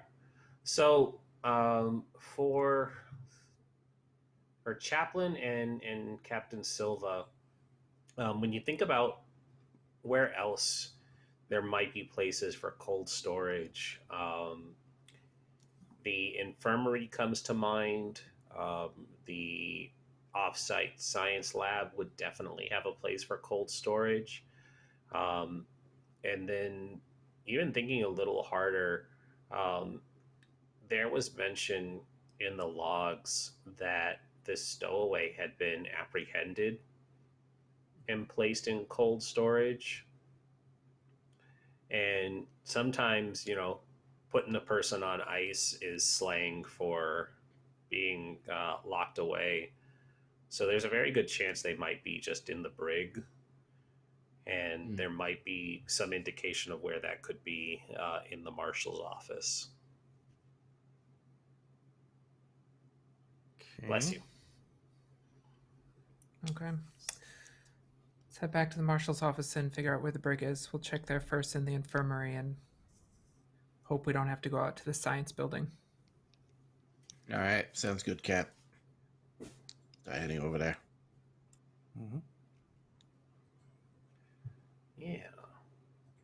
And so as you head back into the kitchen, you see that your other two Marines have been keeping an eye on things, but it does look like they had gotten into the freezer, and Iona has unwrapped a ice cream cone, and they're just kind of licking away at the vanilla. Oh, lucky. Oh, they have ice cream. Iona, how do you know that's not where the aliens came from? They were in their stomach. Shit. You're right. I mean, it's just vanilla, and they hold it out. They hold it out to Mason. Mason's gonna run back and get one. It's like the worst flavor to die for. So plain. Listen, If you're gonna steal food from anywhere, this would be the worst place. I'm just saying, you know? I mean, they're probably going to write the whole colony as lost, so counting foodstuffs is probably not really on No, the their high captain is priority. right. You know, it might put alien eggs in your stomach, which will then eat your brain and turn you into one of those kind of people. It's you like know? 900 degrees out here. It is hot. We're wearing these stupid masks. I want ice cream. Ah, jeez. We're all gonna die for something. Might as well be ice cream. Mm-hmm. They gesture to Mason as the Marines discipline. We see where the morale breaks, and it's for ice cream. It's because it's 900 degrees on this stupid rock. Listen, it's fine. Just make it So- quick. Yeah, Mason, you head back and open up this freezer, and as you peek your head inside to try and find where there's some ice cream, I want to make a roll. I want to make a fun roll because it's about time for stuff to happen. Where's the alien gotcha mechanic? What? Nothing. Don't worry about it. What mechanic? The gotcha, where the xenomorph pops out and is like booty, and they grab you and you're up in the vent. Oh, the alien wants some booty? Listen, swiggity swooty, alien coming for that booty. All right, let's do this. Yeah.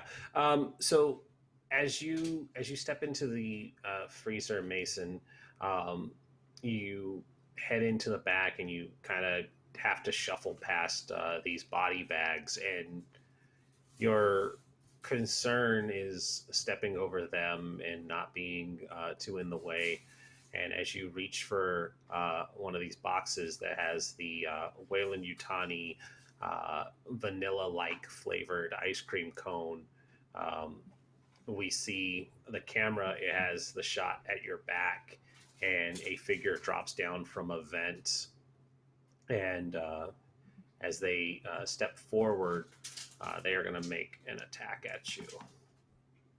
No. Yeah. This No, is I'm what we refusing die it. for. just nah. Not today. Oh. Oh, fun.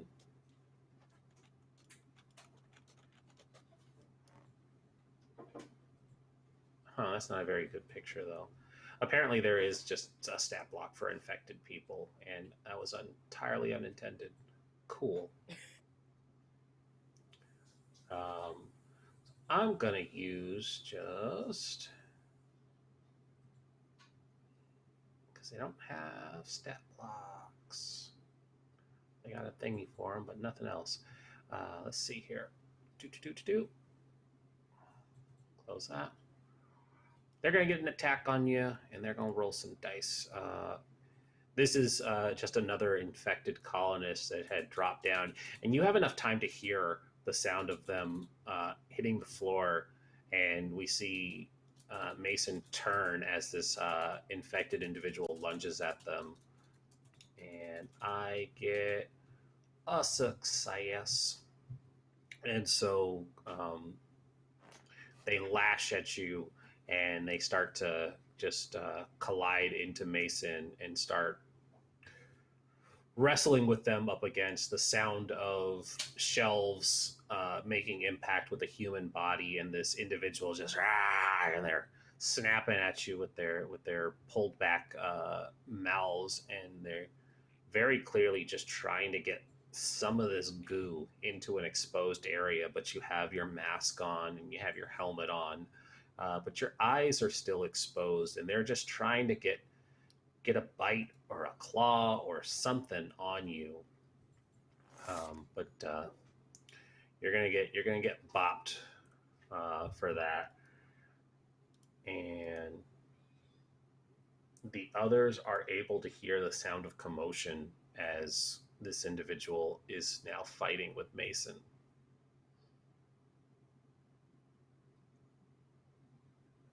Heading over with my gun. Mason, what are you doing in there? Yeah. Mason, you can have the next action. You guys are within close combat range, so if you're going to try and fight them off, please make me a close combat roll. I am making this roll, and Mason's yelling back that she's got the mask on. The thing wants ice cream too, or something. I say ice cream. But you also have a stress success, which does mean we get to finally see how this works. So you're going to roll on the panic chart, and it is a roll plus your amount of stress. There's a panic button you can hit. Yeah. Mm-hmm. Hit the panic button. Why isn't this red? It should be red. It really should. That would be great. I could find it easily and not like lose it like I lose everything else. Panic button, where are you? It'll be directly under the... I got 2. Got a 2. And so on our wonderful chart, a 1 through 6 is you keep it together.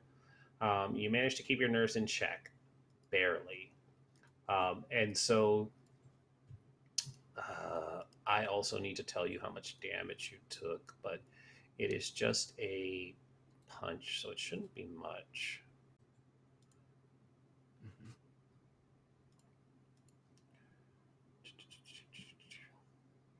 Oh, can I trigger overkill? I have that talent.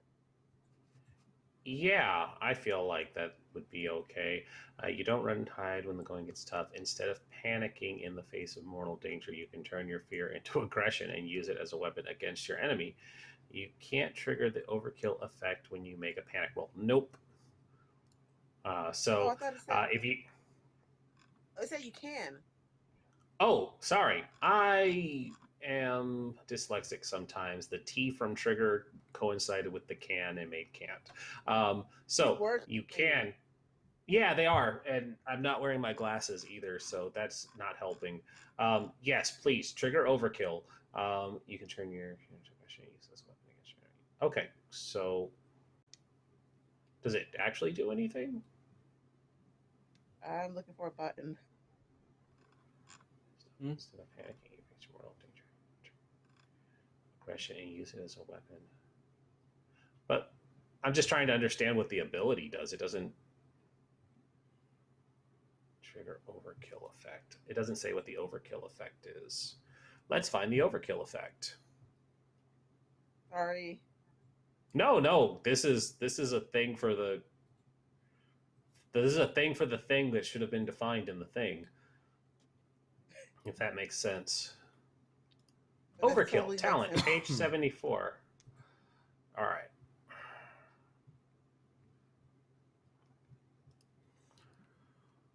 Okay, nope. You trigger the overkill effect when it doesn't tell you anything there either. So what the hell is the overkill? I think, so you attack until the enemy is broken. On page 104.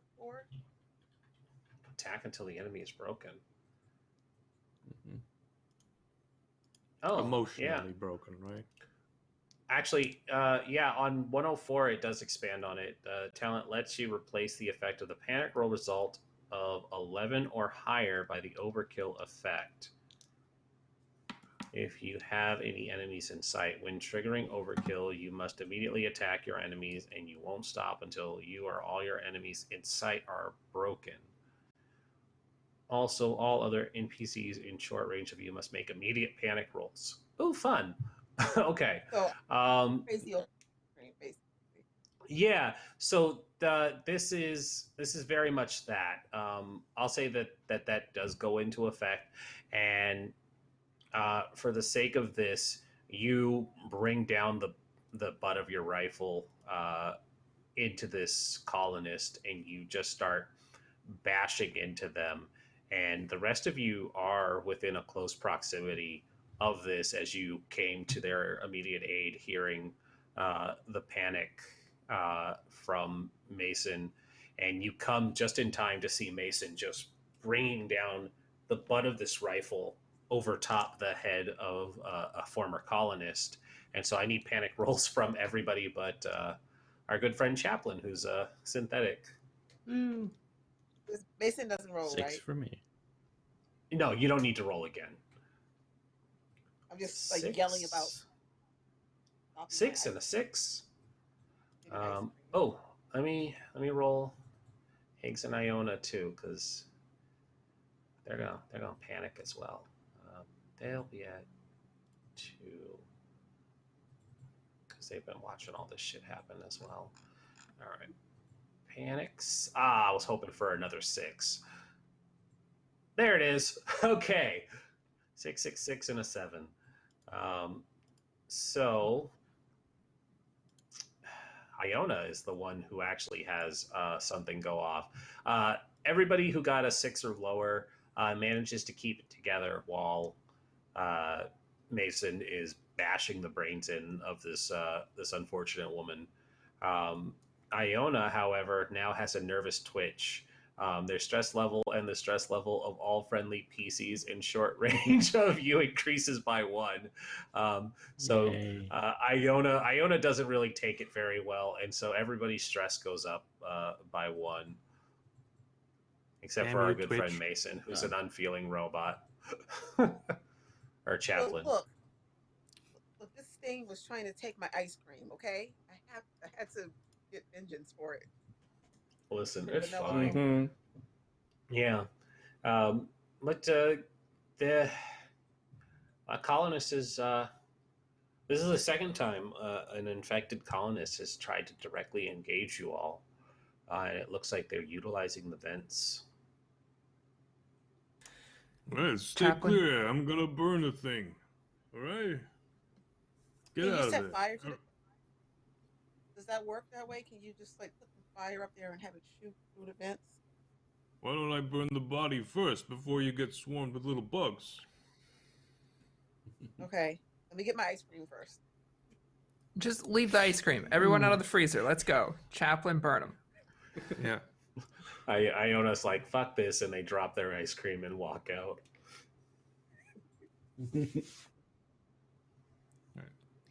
I torch the body. All right, give me another Ranged Mason's combat. what? Complaining. Oh, okay. She was going to get her ice cream and then was told not Nothing. to after all of that. A whole lot of nothings. So we are you able to push as a? I can't. No. No. Okay. This is as good as it gets. This is as good as it gets. It was easy to do earlier, but as you turn the flamethrower on this time, it doesn't start up. Something about it, the pilot light goes out or something, but you're not able to get the fire going just yet. You could spend a little more time on it to try and ungunk. Does seem important, so yes, let's do that. All right. So you want me to roll again, or? I will have you make me a different roll real quick. Make me a heavy machinery roll to try and unjam it first. And then I'm going to have something happening in the background while you try to fix it. There we go. Hey. Yeah. And so you're taking the time to try and fix this. It's going to take, a minute or two to get everything back up and running. And it's at about that time that you all hear the sound of the mess hall automatic door slide, and there's a sound coming from the opposite side of the mess hall from where you all had entered, since you're back in the kitchens near the freezers. And Iona says, "There's more of them." And All right, let's do it.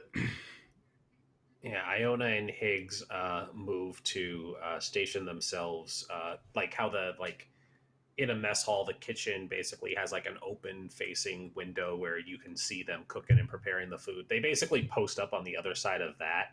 The smart rifle is mounted, and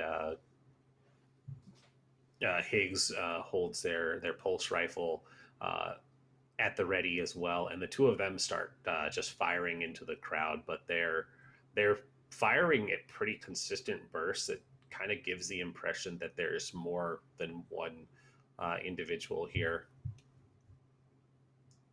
I'll go over there and join in on the fire. Yeah. So let's do this. Let's get initiative rolls. And roll the initiative dice.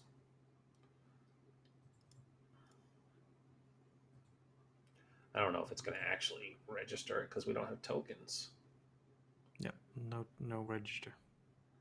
All right, so but we can add them, right? Yeah, what I can do is I can grab some tokens from the handy dandy token page and bring those over. Oh, give me 1 second. I'm going to have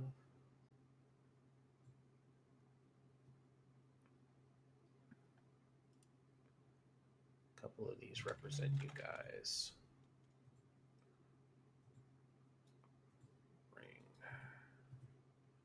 Plop those there.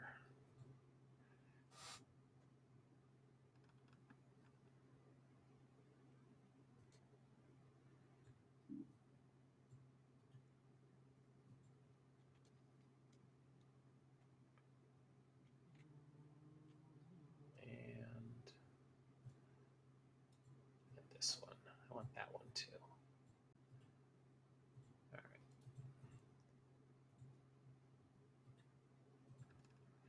right. Okay. So this is going to be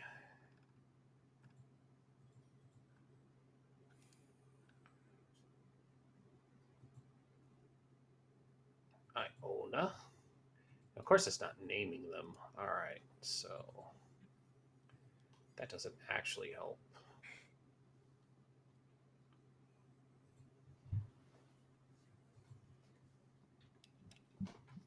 There we go. Iona. This one will be Hammer. And Mitch, what did you roll? I rolled a 6. 6. Okay. Then we'll do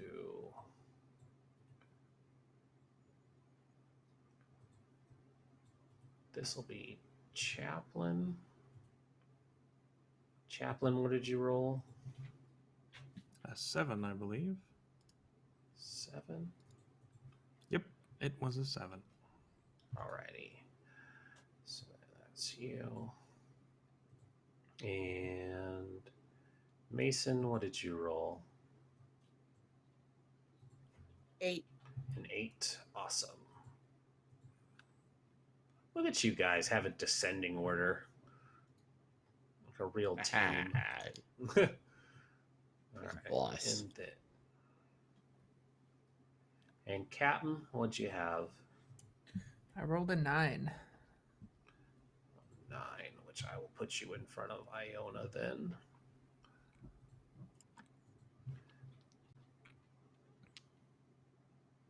Silva. There we go. The order makes sense too. Yeah. Yep. Captain Silva will go before Iona. And then who else did we have? I need to do one for Higgs.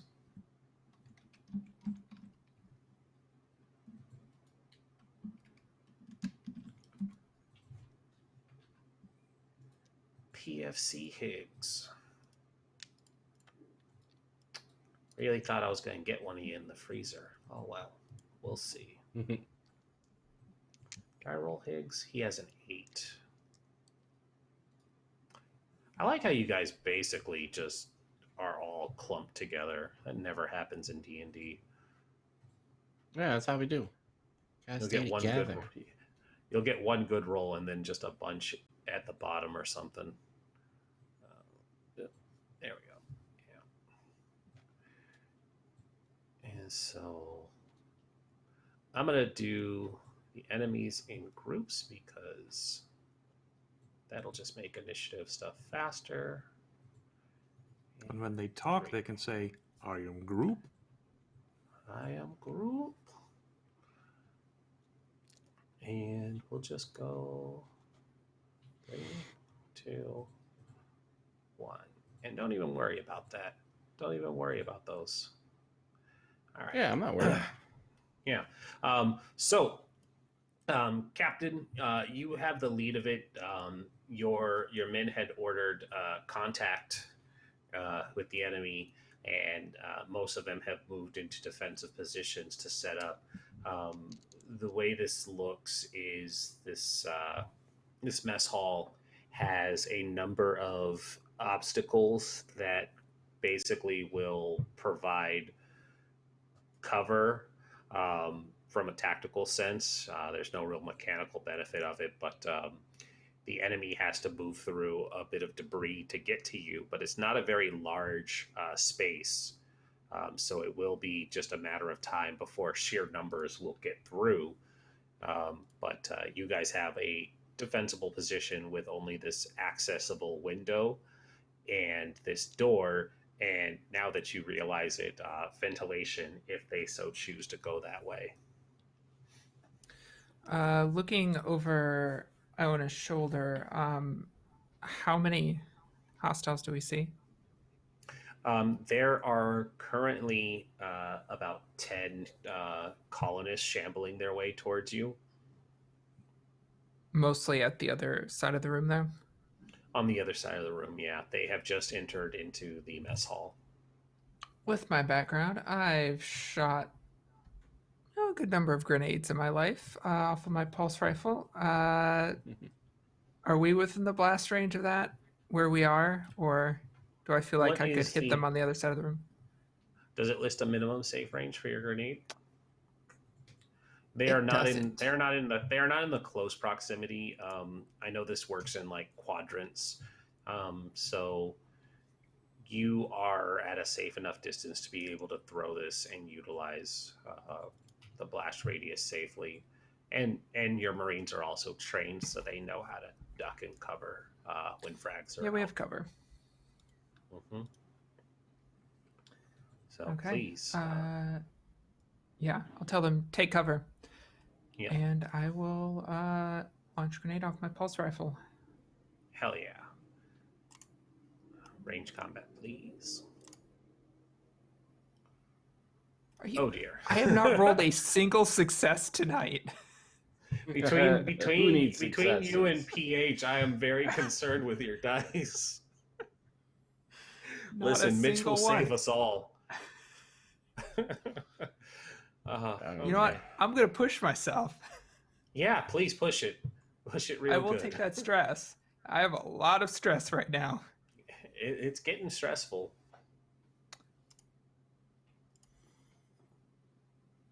But I hit them. But you hit it. Yeah.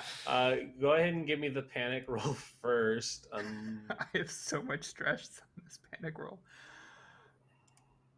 Ooh. What is that? 8. And so on the panic table, and 8 is tremble. You start to tremble uncontrollably. All skill rolls using agility suffer a -2 modification until your panic Yay. stops. Hooray! Cool. It's all going to shit at the start. That's okay. I hit him with the grenade. Yeah. Not only do you hit them with the grenade, but there's an additional effect for landing that shot. So there's the chart. There's an additional damage, right? I want to do more carnage with that grenade. Yeah, you have the options of stunts. You inflict 1 more point of damage. You wouldn't really pin them down. You position yourself and get to exchange your initiative score. You don't really want to change from top. Your target drops a weapon. They're not really holding anything. I would say you could do the 2 that makes sense is doing the additional damage, or you can knock them prone. Either one is really good, but it's a grenade, so. Yeah, I'm gonna do the additional damage. I don't want to make it harder to hit them. Okay, checks out. All right, and the grenade is not listed on the table, but I imagine it does a stupid amount of damage, more than the 2 damage of the pulse rifle.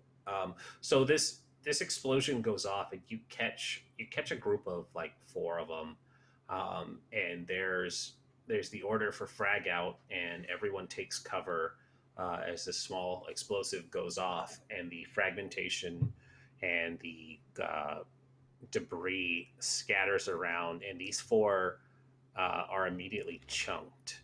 And as they go down, there's additional popping sounds and hissing as their stomach innards release. And some of the creatures inside of them didn't survive the initial blast, but a few of them are still there and now slithering their way towards the source of their meal disruption. Chaplain, we got worms. We'll jump All right.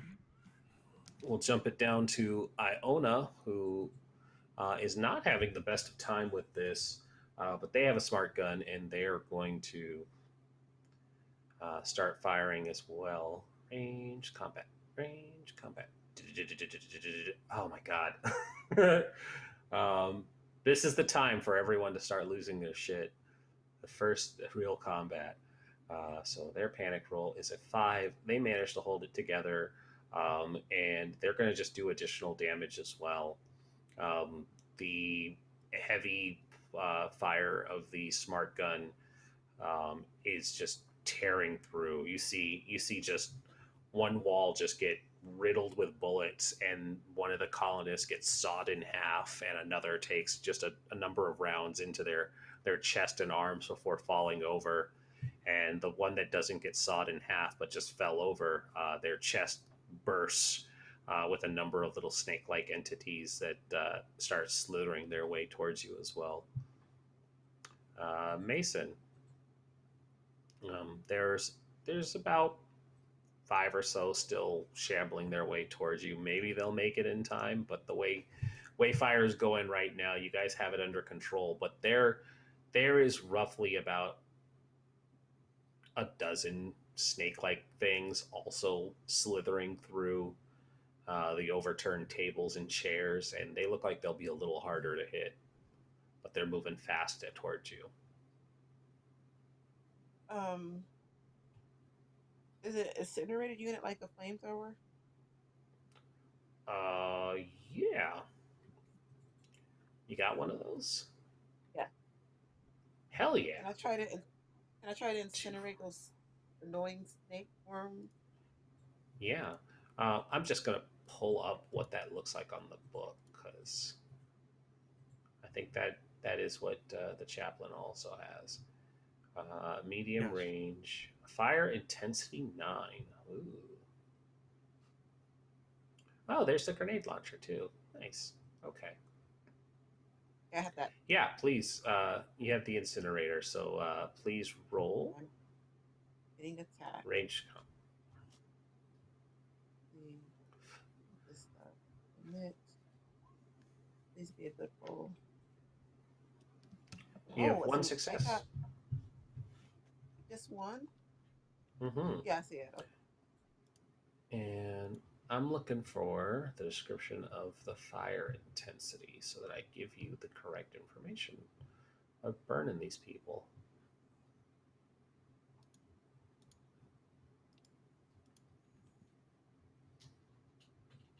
I'm gonna assume it's high, that the 9 is high. Yeah. Yeah, that feels 9 high. sounds like a good number. But, So 1 is a candle, and then all the way up to 9. Oh man, hard to believe the AKs made it all the way out into space. AK 4047. That's how you know it's fancy. Mm-hmm. They're gonna name weapons after these years. You know, you're gonna have an AK 2020 because it's like the most Nice. awful. Gosh. Yeah. Oh man. It just shoots pain. That's it. All right. I cannot find this flamethrower, even though it's on the damn chart. Where is sentry gun, smart gun, heavy pulse rifle, incinerator unit? There it is. It got cut off at the bottom. Bake a flake. Okay. By fire intensity 9. See page 108. Why don't you just have it here? Ugh. Okay.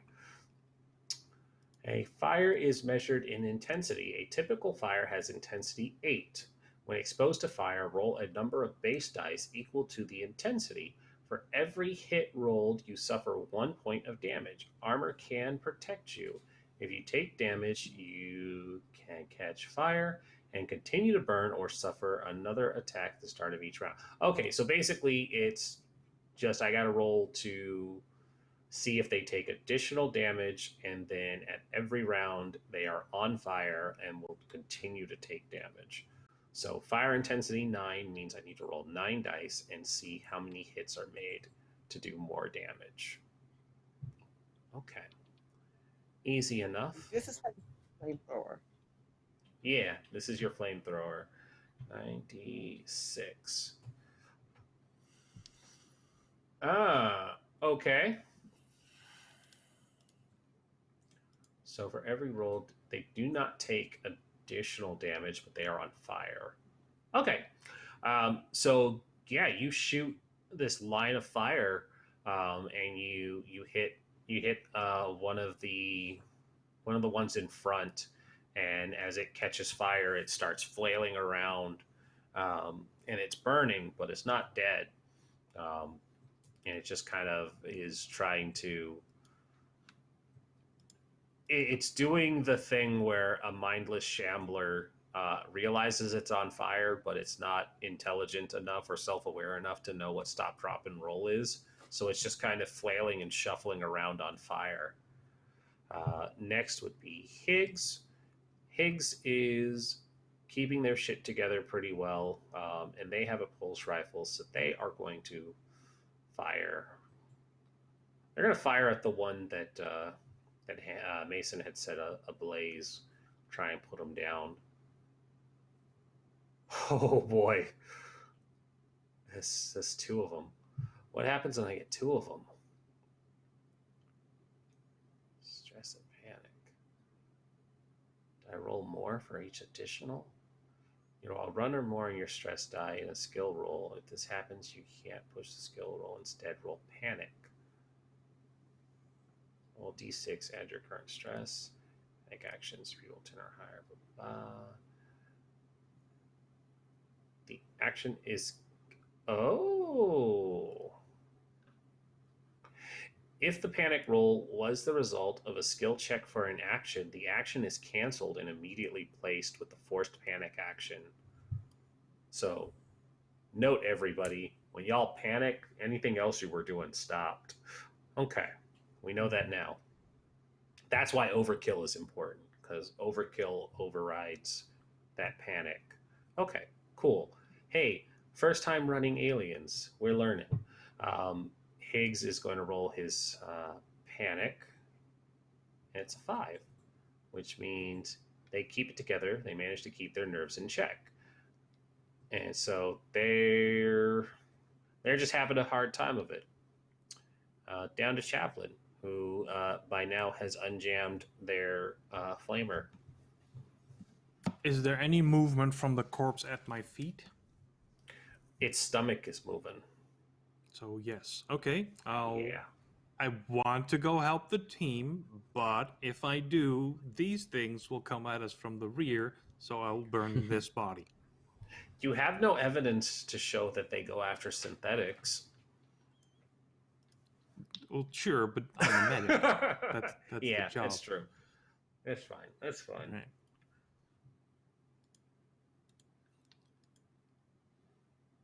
Hey, a success. Hey, that's a success. That's all All we right. need. And so, just for the sake of formality, does it do any additional fire? It does a butt ton of additional fire. Where was that roll earlier? Okay. This is you point it down and you give yourself enough distance to not be in danger of it. But when you light this body on fire, you spray down enough, knowing full well what's going to come out of its stomach in a moment. And so there's just a heavy amount of this sticky, oily substance over the stomach that when the creatures emerge, they're just emerging into another pool of this burning substance. And so there's this awful pain shriek of these burning worm-like creatures as they don't stand a chance getting out of this this cooking corpse, and you just kind of stare, and the fire reflects in Chaplain's eyes as it watches these creatures burn. And There's no one I feel in this like room, so I don't have to do a one-liner. So You don't can have just- Oh, you can always do a one-liner. You should. don't have to. I feel like he's programmed to do that for the benefit of the other Marines. So there's no point to it now. All right. That's fair. And then, I'm sad though. yeah. But you don't have to be sad for too long, Hammer, because now it's your turn. All right, lock and load. Just gonna shoot. All right. Pew, pew, pew.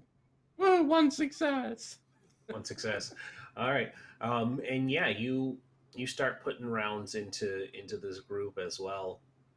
And as the bullets fly and you all are, shouting your Marines and cover the 6, and your guys are tearing into them. What remains of these shamblers finally get to the close enough proximity to start being a real danger. And so a couple of them start throwing bloody fists and clawed nails at you, and probably only about 3 of them have made it out of the group that had entered into this room. So they're gonna throw some meaty fists at Iona, at Hammer, and Mason, because you guys are the frontliners. And so I'm gonna just do this. Blop, blop, blop. That's 1 on Iona. That's Hammer. That's Mason. All right, cool. The expendable starts. You guys are firing into the group. The fire is keeping them away. The smart gun is keeping them away. But they managed to get to Iona, and one of them jumps Iona, and they're locked in this grapple as the colonist punches and snaps at them, and they're like, get this fucker off of me, and their gun is too cumbersome for them to be able to turn it, because it is the like arm-mounted heavy machine gun that you would see in the Aliens franchise. So they aren't able to fire this thing. It is knocked away clean, and they're basically trying to fend this person off through a grapple. The snake-like creatures have started slithering up the walls and crawling through the windows, and they are going to make a lunge at each of you in order to find a orifice to enter or make their own. And so I'm just going to have them roll, and we're just going to go down the initiative line. So it'll be Silva all the way down to Hammer in this order. 1, 2, 3, 4, 5. Yeah, Chaplain will be in danger too. So the only person in any real danger is Captain Silva. One of these snake-like creatures has gone for the leg, and as it gets closer, it bites down into your legging. It finds a gap in the shin guard, and just bites down and gets just a nice meaty chunk. And so you take 1 damage as it bites down onto you. And lastly, the thing that I really wanted to emphasize some terror. In the middle of all of this happening, Chaplain, you hear the sound of something else moving through the vent that entered into the freezer. And as the fire of the burning colonist illuminates the area, you had busied yourself with fending off one of these snake-like creatures. And it seems the cries of the ones cooking inside of the corpse had drawn something else. And so this tall, 8-foot tall, strangely sleek and almost sticky looking individual emerges from the vent and stands before you. Its limbs are long and gangly, and it has strange protrusions coming out of its back, and it has this sleeked back domed bicycle helmet type cap with no eyes, but it has these large rows of teeth, and it looks at you, and it makes this sound as its mouth opens up, and it's going to come at you. And I do believe the xenomorph actually has a thingy. Does it actually have a sheet? I should hope so. They have sheets, but they don't have character sheets. They give me a couple of stats, but not really what I can roll when they attack you. Maybe because they don't. They're peaceful. They don't want They to are. attack. Yeah. All they have is They are want to peaceful. talk. These are They are a peaceful species. they're bard Friends. aliens. All right. I mean, got in a here? sense, they do like to procreate a lot, so they are a bard species. Yeah, That's see? true. We're all fine. Yeah. Don't we have room on the ship for one of them? We could adopt it. Mm-hmm. Since you can't attack. All you Yes, need is a please. muzzle. Mm-hmm. All right. So,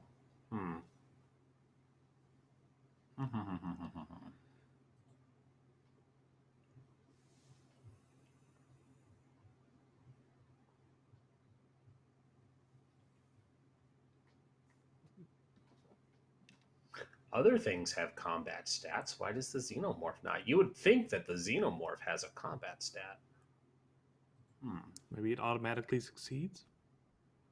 That's what I was wondering. Does it just auto kill you? Yeah. Okay.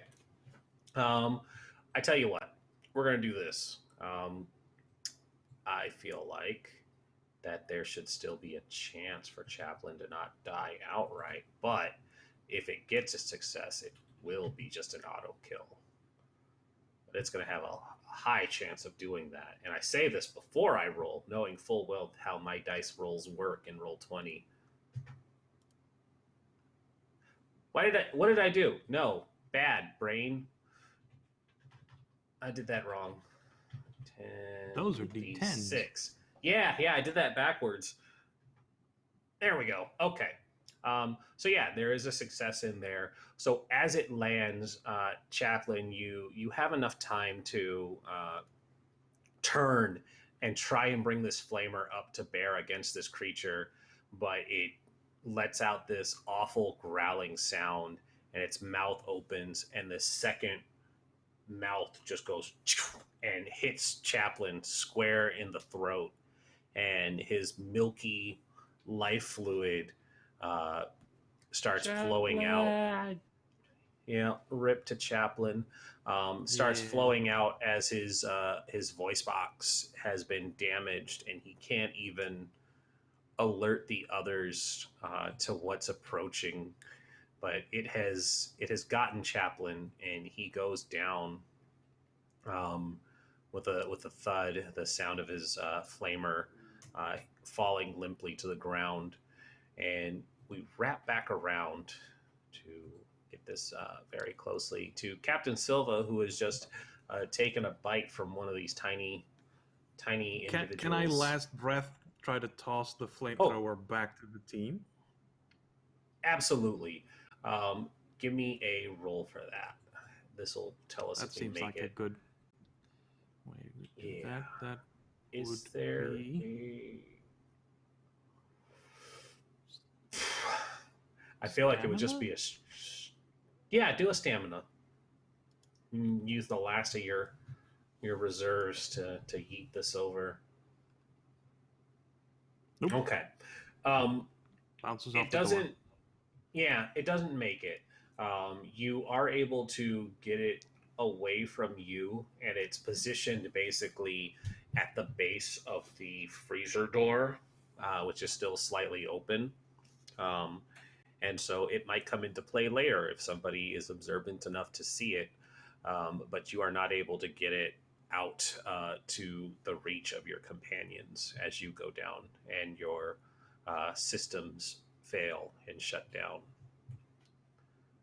Captain, one of these strange aliens has bitten into your leg. Do I hear what happened with Chaplin or anything like that? No. Actually, I lie. Give me a roll. We'll decide if you heard it or not through all the hail of gunfire with an observation roll. That seems like a fairer chance. And then you have a chance of panicking, too. Ah, sure enough. Why do you roll really well on this one? This is the first time I've had like a straight success without pushing it. So this is the one where you roll successes on all of the dice, but also get a panic. Go ahead and roll me that panic roll. Fuck. 8. You continue to tremble, so does it stack? I feel like it would stack as shit just gets worse. So you would have a -4 going on. I'm gonna still give it to you because you rolled really well, though. Over the chaos of this firefight, you are the captain for a reason. You've survived a number of exchanges, a great deal of bug hunts with other wildlife and hostile entities on a planet before. You know how to keep your wits and awareness up to take in the whole combat scene, not just what's in front of you. And so your senses are telling you that something is bad behind you. You know that Chaplin was back there working on their flamer, and you also know that he was trying to ignite this corpse before it had a chance to burst. And so while you don't know that this new hostile alien life form has killed Chaplin, you know that something is wrong. The alien at my leg, is it attached to me, or It is starting to coil around your ankle, but it has bitten into your now exposed calf where it had torn into your uniform. cool? How many hostiles are still in the mess hall coming towards us?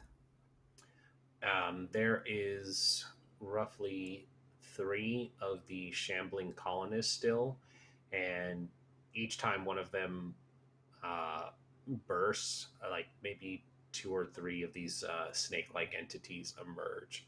So there's a good number of snakes getting closer to you all. These were just the ones that had made it over. There was one that attacked each of you, so there's 5 in the kitchen with you now, and some that are still scaling the wall. And how far is the freezer door from me if I wanted to look and see what happened to Chaplin? It would be within walking distance, but the door is not closed, but it is slightly ajar.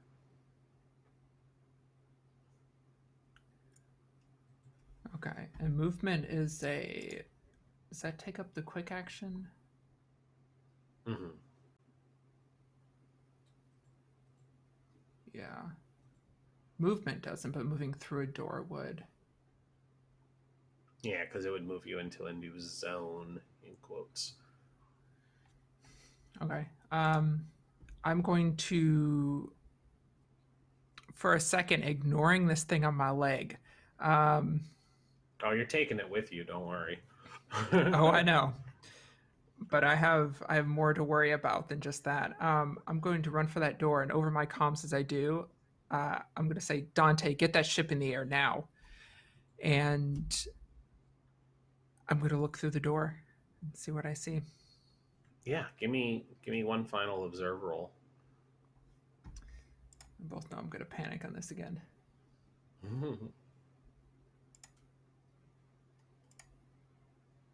Fuck. Yeah. Yeah, go ahead and roll it again for me. 7. That's better.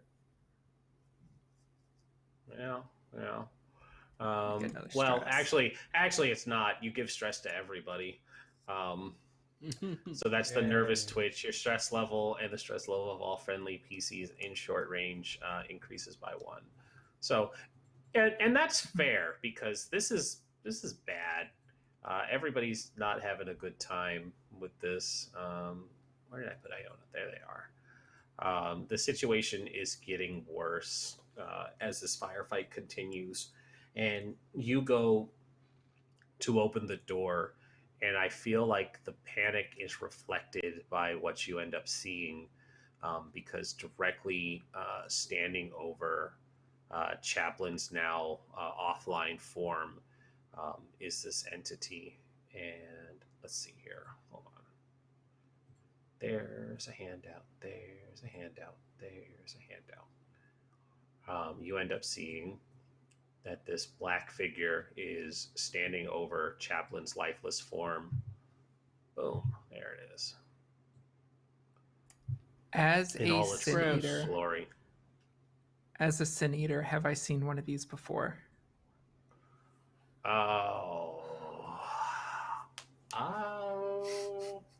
I think it would be more dramatic if I said yes. Yeah, I think so. You've dealt with one of these. You've dealt with this hostile life form before. It's one of the things that keeps you up at night. When Captain Silva wakes up in a cold sweat, when they have to drink to forget. This is one of those things because even as a sin eater, the casualty rate for dealing with problems that have this hostile life form, and that's all you ever know of it. The brass never gives it a designation. It's always just classified hostile life form. You know that it's something responsible with Wayland Yutani, but it never your digging never gets you any information, and as a sin eater, you're told to shut up and do your job. And so you know that one of these is a problem, a colony full of them. You're not equipped to deal with this. And I'm guessing this is probably a colony at this point with all of these worms. Or getting close to it. The worms is new. You've never seen them produce this many out of a single host, or infect people the way that it is, where they're still alive and hostile while carrying. Usually the individuals would go catatonic, but yeah, this is new. And this hostile entity looks slightly different. There are you never got a good look at them, but you're seeing this one up close, and you can still recognize that there are some variances to its appearance.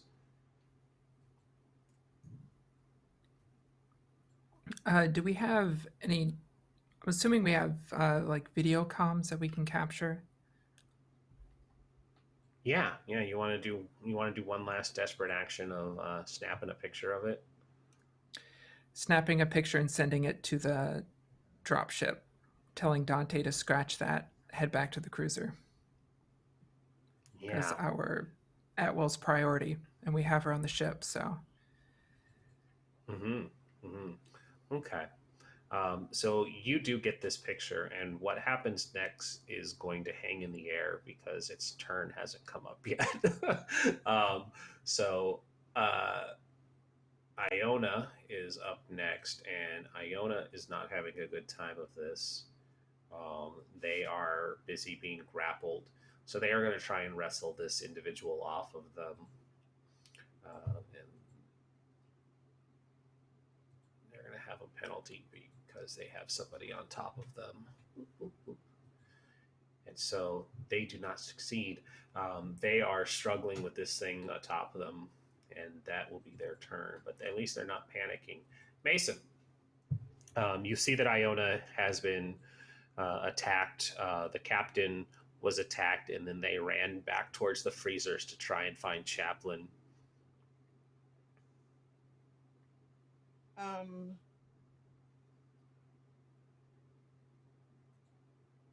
Can I was going to attack.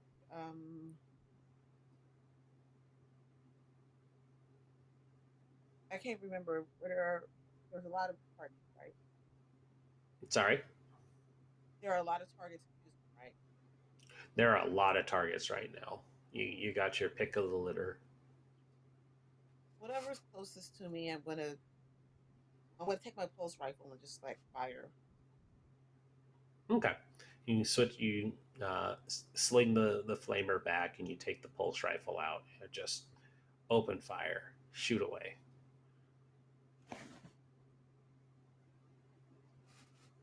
And what are you gonna do? Roll? It's a panic. All right, go ahead and hit the panic for me. Am I able to do overkill again or no?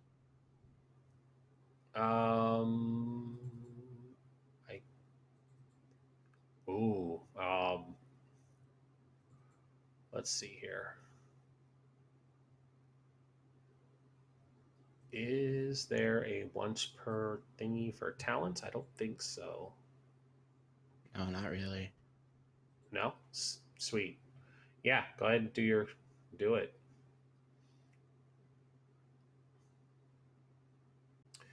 So your overkill triggers then.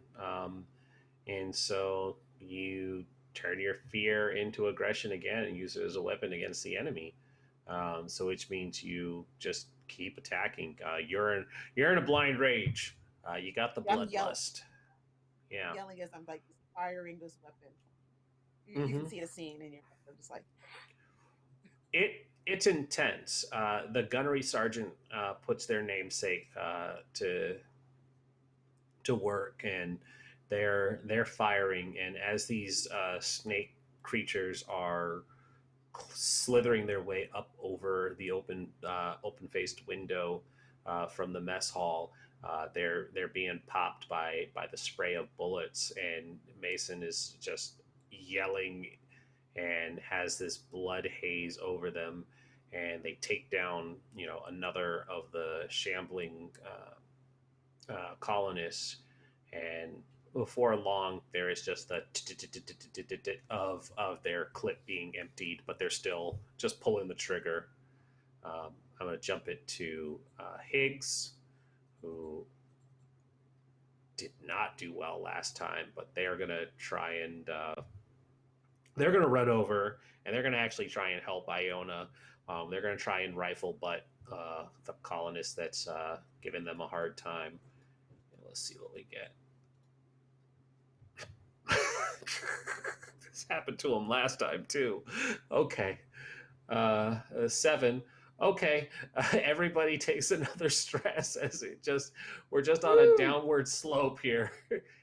So yeah, everybody tick on another stress as it just continues to get worse. He's not able to help. He's not able to help Iona, but the situation is getting worse. The good chaplain leaks some more milk onto the ground, and then Hammer has their turn. It's getting real bad here, Hammer. Yeah. Not wanting to go out like a bitch.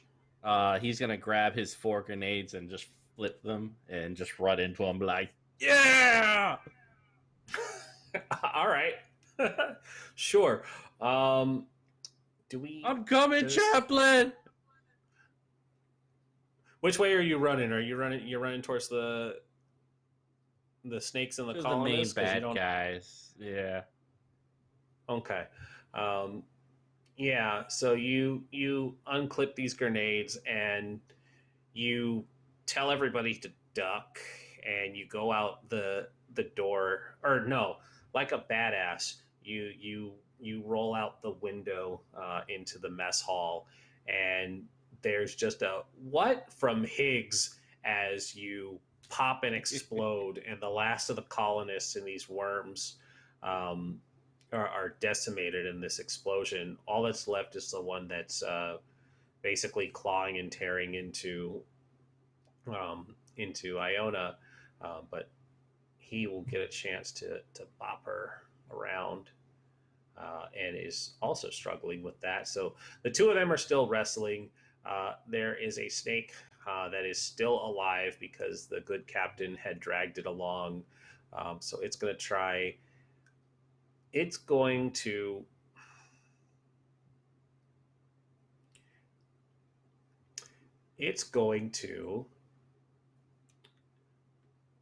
disappear up the pant leg of the captain.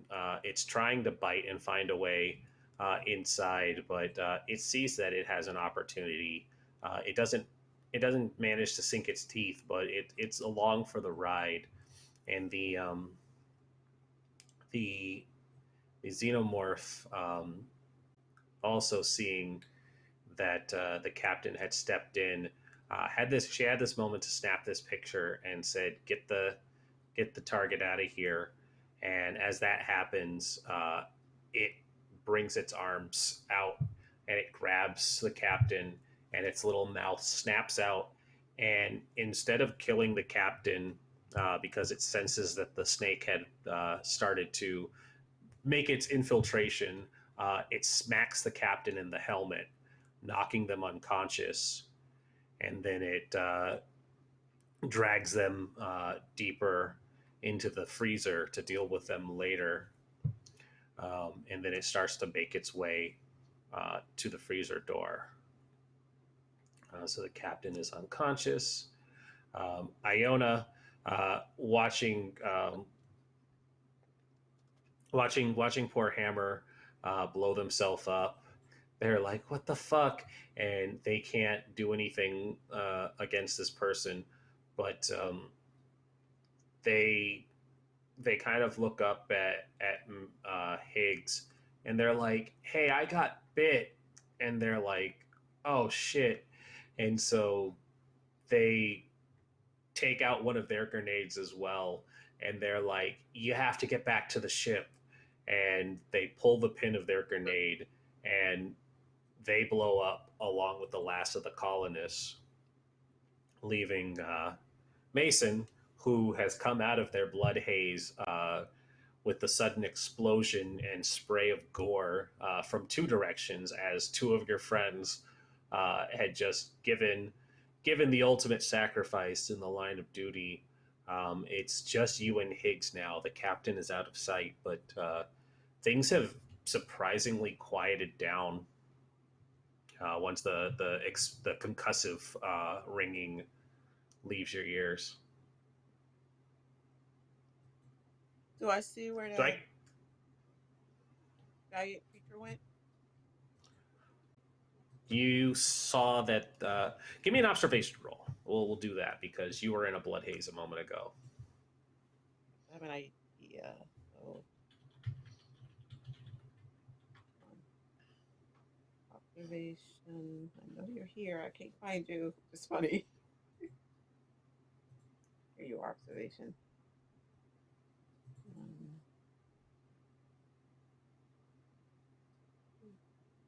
Please be a roll. I got 0 success and 2 stress. Please roll that stress for me.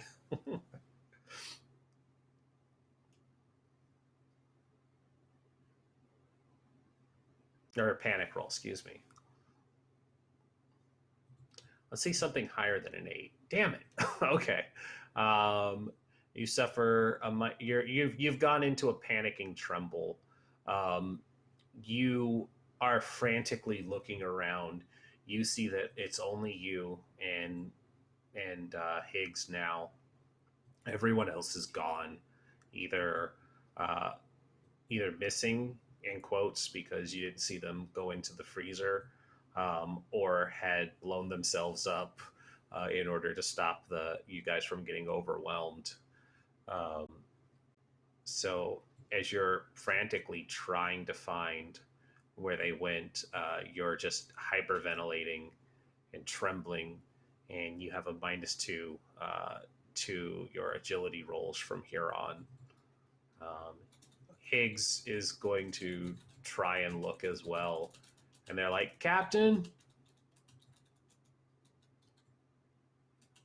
and they actually roll a success, and they're like, "Hey, the freezer, Chaplin hadn't come out yet."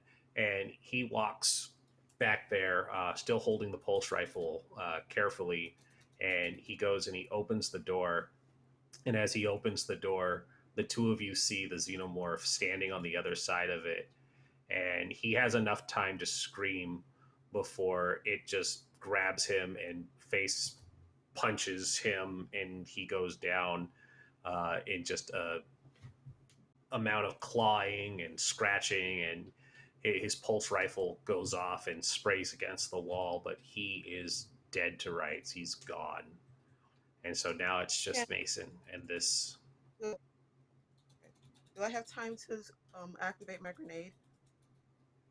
Absolutely. We'll say it's your turn. I want to activate it. I want to I just wanted some ice cream.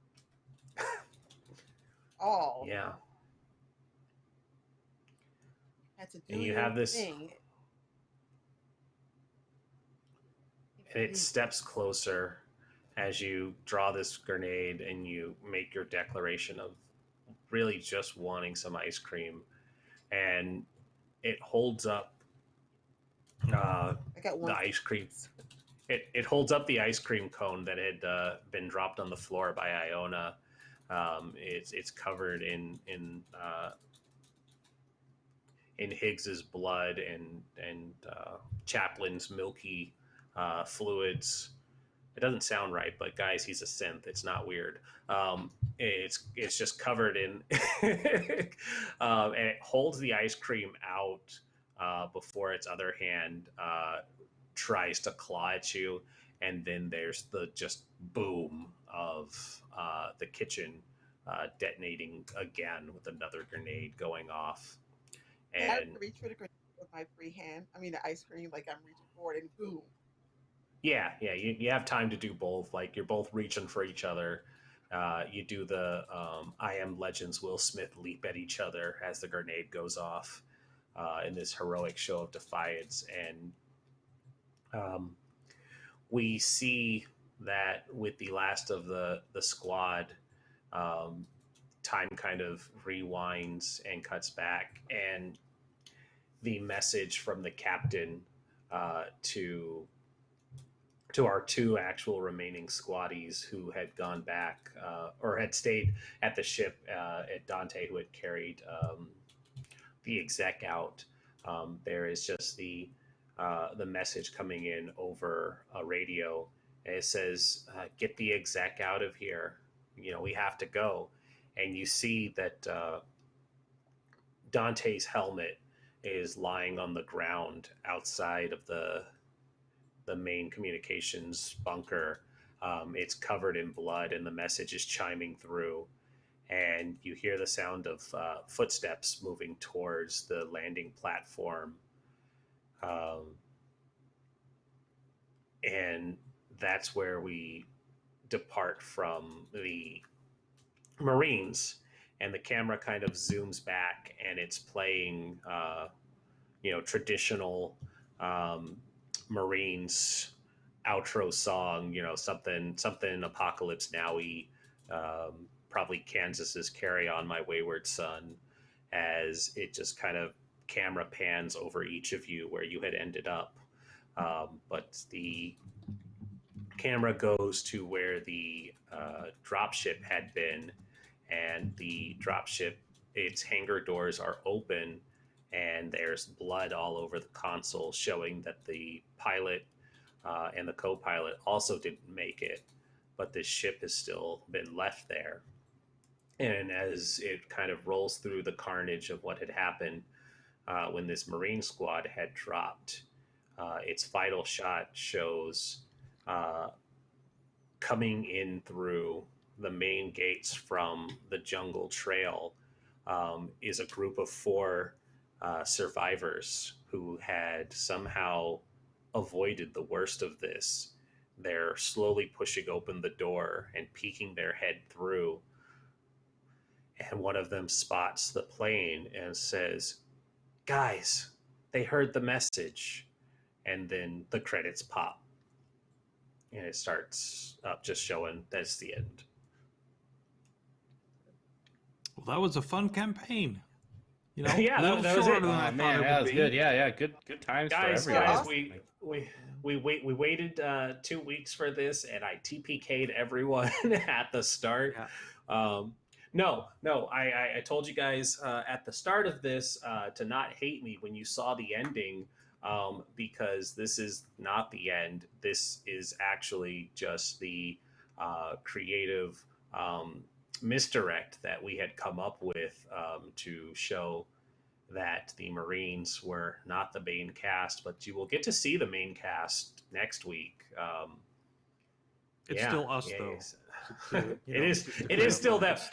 It's still these faces. Did I not tell you guys you were only here for one episode? I have a whole different that cast. sounds fair. Yeah. Good time. I'm bringing Dido in, and somebody in the chat called PaladinHulk, and there was another person in here who was really talkative. No, but yeah, it's gonna be these. I was gonna say I bring my own special effects. You saw the purple. Yeah, no, this was all just a misdirect, guys. But it was there to show that shit is bad on Paradisio.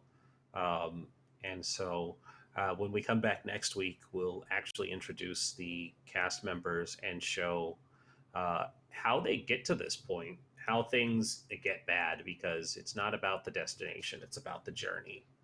And so we'll see where that goes next week. And thank you, guys, for your patience. I sincerely apologize for the last 2 weeks. Real life sometimes just kicks you in the head. But I hope I did a good enough job for everyone. Alien RPG is the first time I'm playing this. Yeah, it's the first time I'm playing this, so I it's a very learn as you go kind of thing, because there are some very nuanced rules when you think that you're like, oh no, I should be able to get this because I've played things like it, and you're like, no, I still don't understand how Flamer 9 works, but we'll get there. We'll get there. So A we normal will do. fire is 8. So there's Yeah, 7 steps that are completely pointless. Yeah, and they don't tell you what those ones are. Normal fire is 8. So there you go. You learn something new every day. We will do our outros now, which will go in the same order we went as last time, which will not put our dear Jenny Potts on the spotlight. They'll be last. So Mitch, Paladin, Archival Dust, and then Janny, and then I will close it out. So just go ahead, tell us who you are, where we can find you, and tell us who you're going to be bringing to the table next week. Just a little bit. No spoilers. Yeah. Okay. I am Mitch. You can find me on Twitter at Mitchsbustillos. And I will be playing Juniper, who is a psychologist for the colony, with some secrets that I am sure you guys will find out at the beginning of next week. So I'm really excited about that, and yeah, this has been fun. All right. Over to PH. Hi, I'm PaladinHulk. Next week, I will be playing someone who's very different from this character, not a robot. The robot has some skills. This character has none of the skills at all, ever. Like, this was the most useful group of characters. Everyone had guns and equipment and skills, and we were prepared for stressful situations. And our next group is going to be none of that, so I'm very much looking forward to that. Next you can find me is let's see, 6 hours from now over on Paula Scripted's channel, where I play Domrain, the Githzerai noble fighter, where we're going to do a lot of research in the library. Then Fridays over on Raven's channel, the Blackfeather Guild. What am I playing there? I'm playing a butler, and we're in the Alluvian thing in a Dragon Age RPG. That's super fun.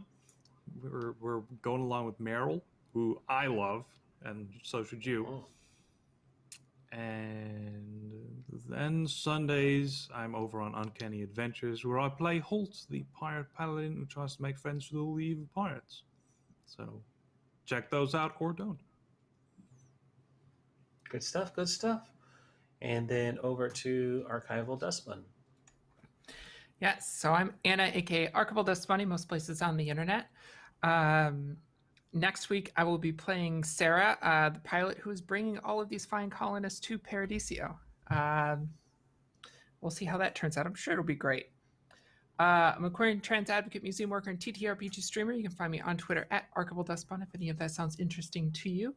Tuesday nights, you can find me at 8 p.m. Eastern over on the Blackfeather Guild playing Dragon Age. It's the counterpart to the Dragon Age game that PaladinHulk is in. It's a 2-party campaign playing on Tuesdays and Fridays.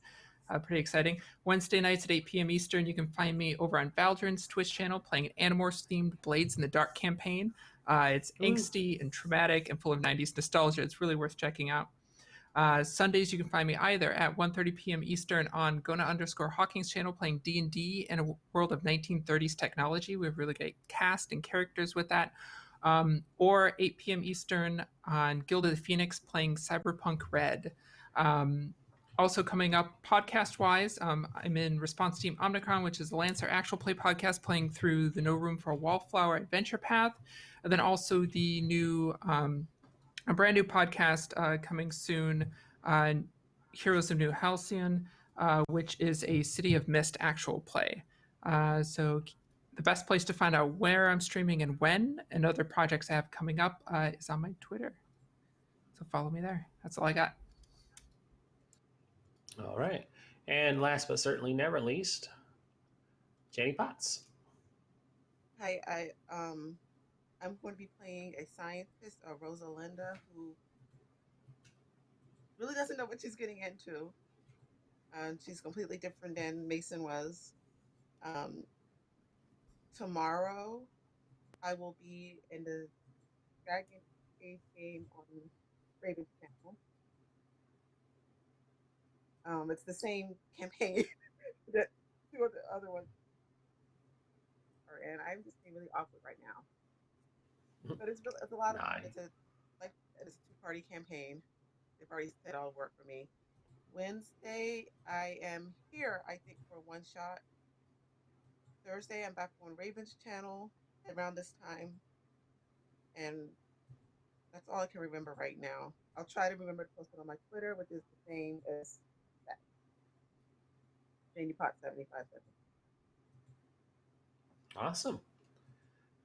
And you guys are all fabulous, and I love you. You did great today, and thank you for bearing with me. But hi, I'm Rindis. You can catch me over on my own channel, Partywipegames, or over here on Weave the Tale, where this is the game that I play, or also over on Valdrian's channel, because everybody loves Valdrian. They're super awesome. You should check them out. I play games over there too. Tomorrow is Tuesday, where we will be starting a new Vampire the Masquerade game, where we will be playing high-level Camarilla vampires. I will be playing a Banu Hakim. It is my first time playing one of them, but I am looking forward to being the no-fun police for the rest of my coterie. Wednesdays, we will be back to Tomb of Annihilation over on Partywipegames. Thursdays are now free, but now that I have Mitch in here, I can passively aggressive stare at him when I say, hopefully Trudvang recording will happen. Cough, stare, because we're really far behind on that. Stares at Mitch again. But life happens again. Life happens a lot when it comes to Trudvang. But that's a combat episode, so we'll finally get to do some combat. Fridays over on Valdrian's channel, I run Mass. And we had our first episode last week, and I got to say that I have a great cast on that squad as well. And any superhero game is fun, especially when it's a bunch of teens doing smoochy stuff and committing crimes when they're supposed to be heroes. So that happens. Saturdays, we play Homebrew 5th Edition, and Sundays, we play Savage Worlds. There's a lot on my plate throughout the week, so that's it. I don't have anything else for you guys. It is super late, and I have work that I need to be up for in 2.5 hours, so I'm going to go, and y'all should go, and we all should go, and stay tuned for the next great show on Weave the Tale. That's all I got. Goodbye.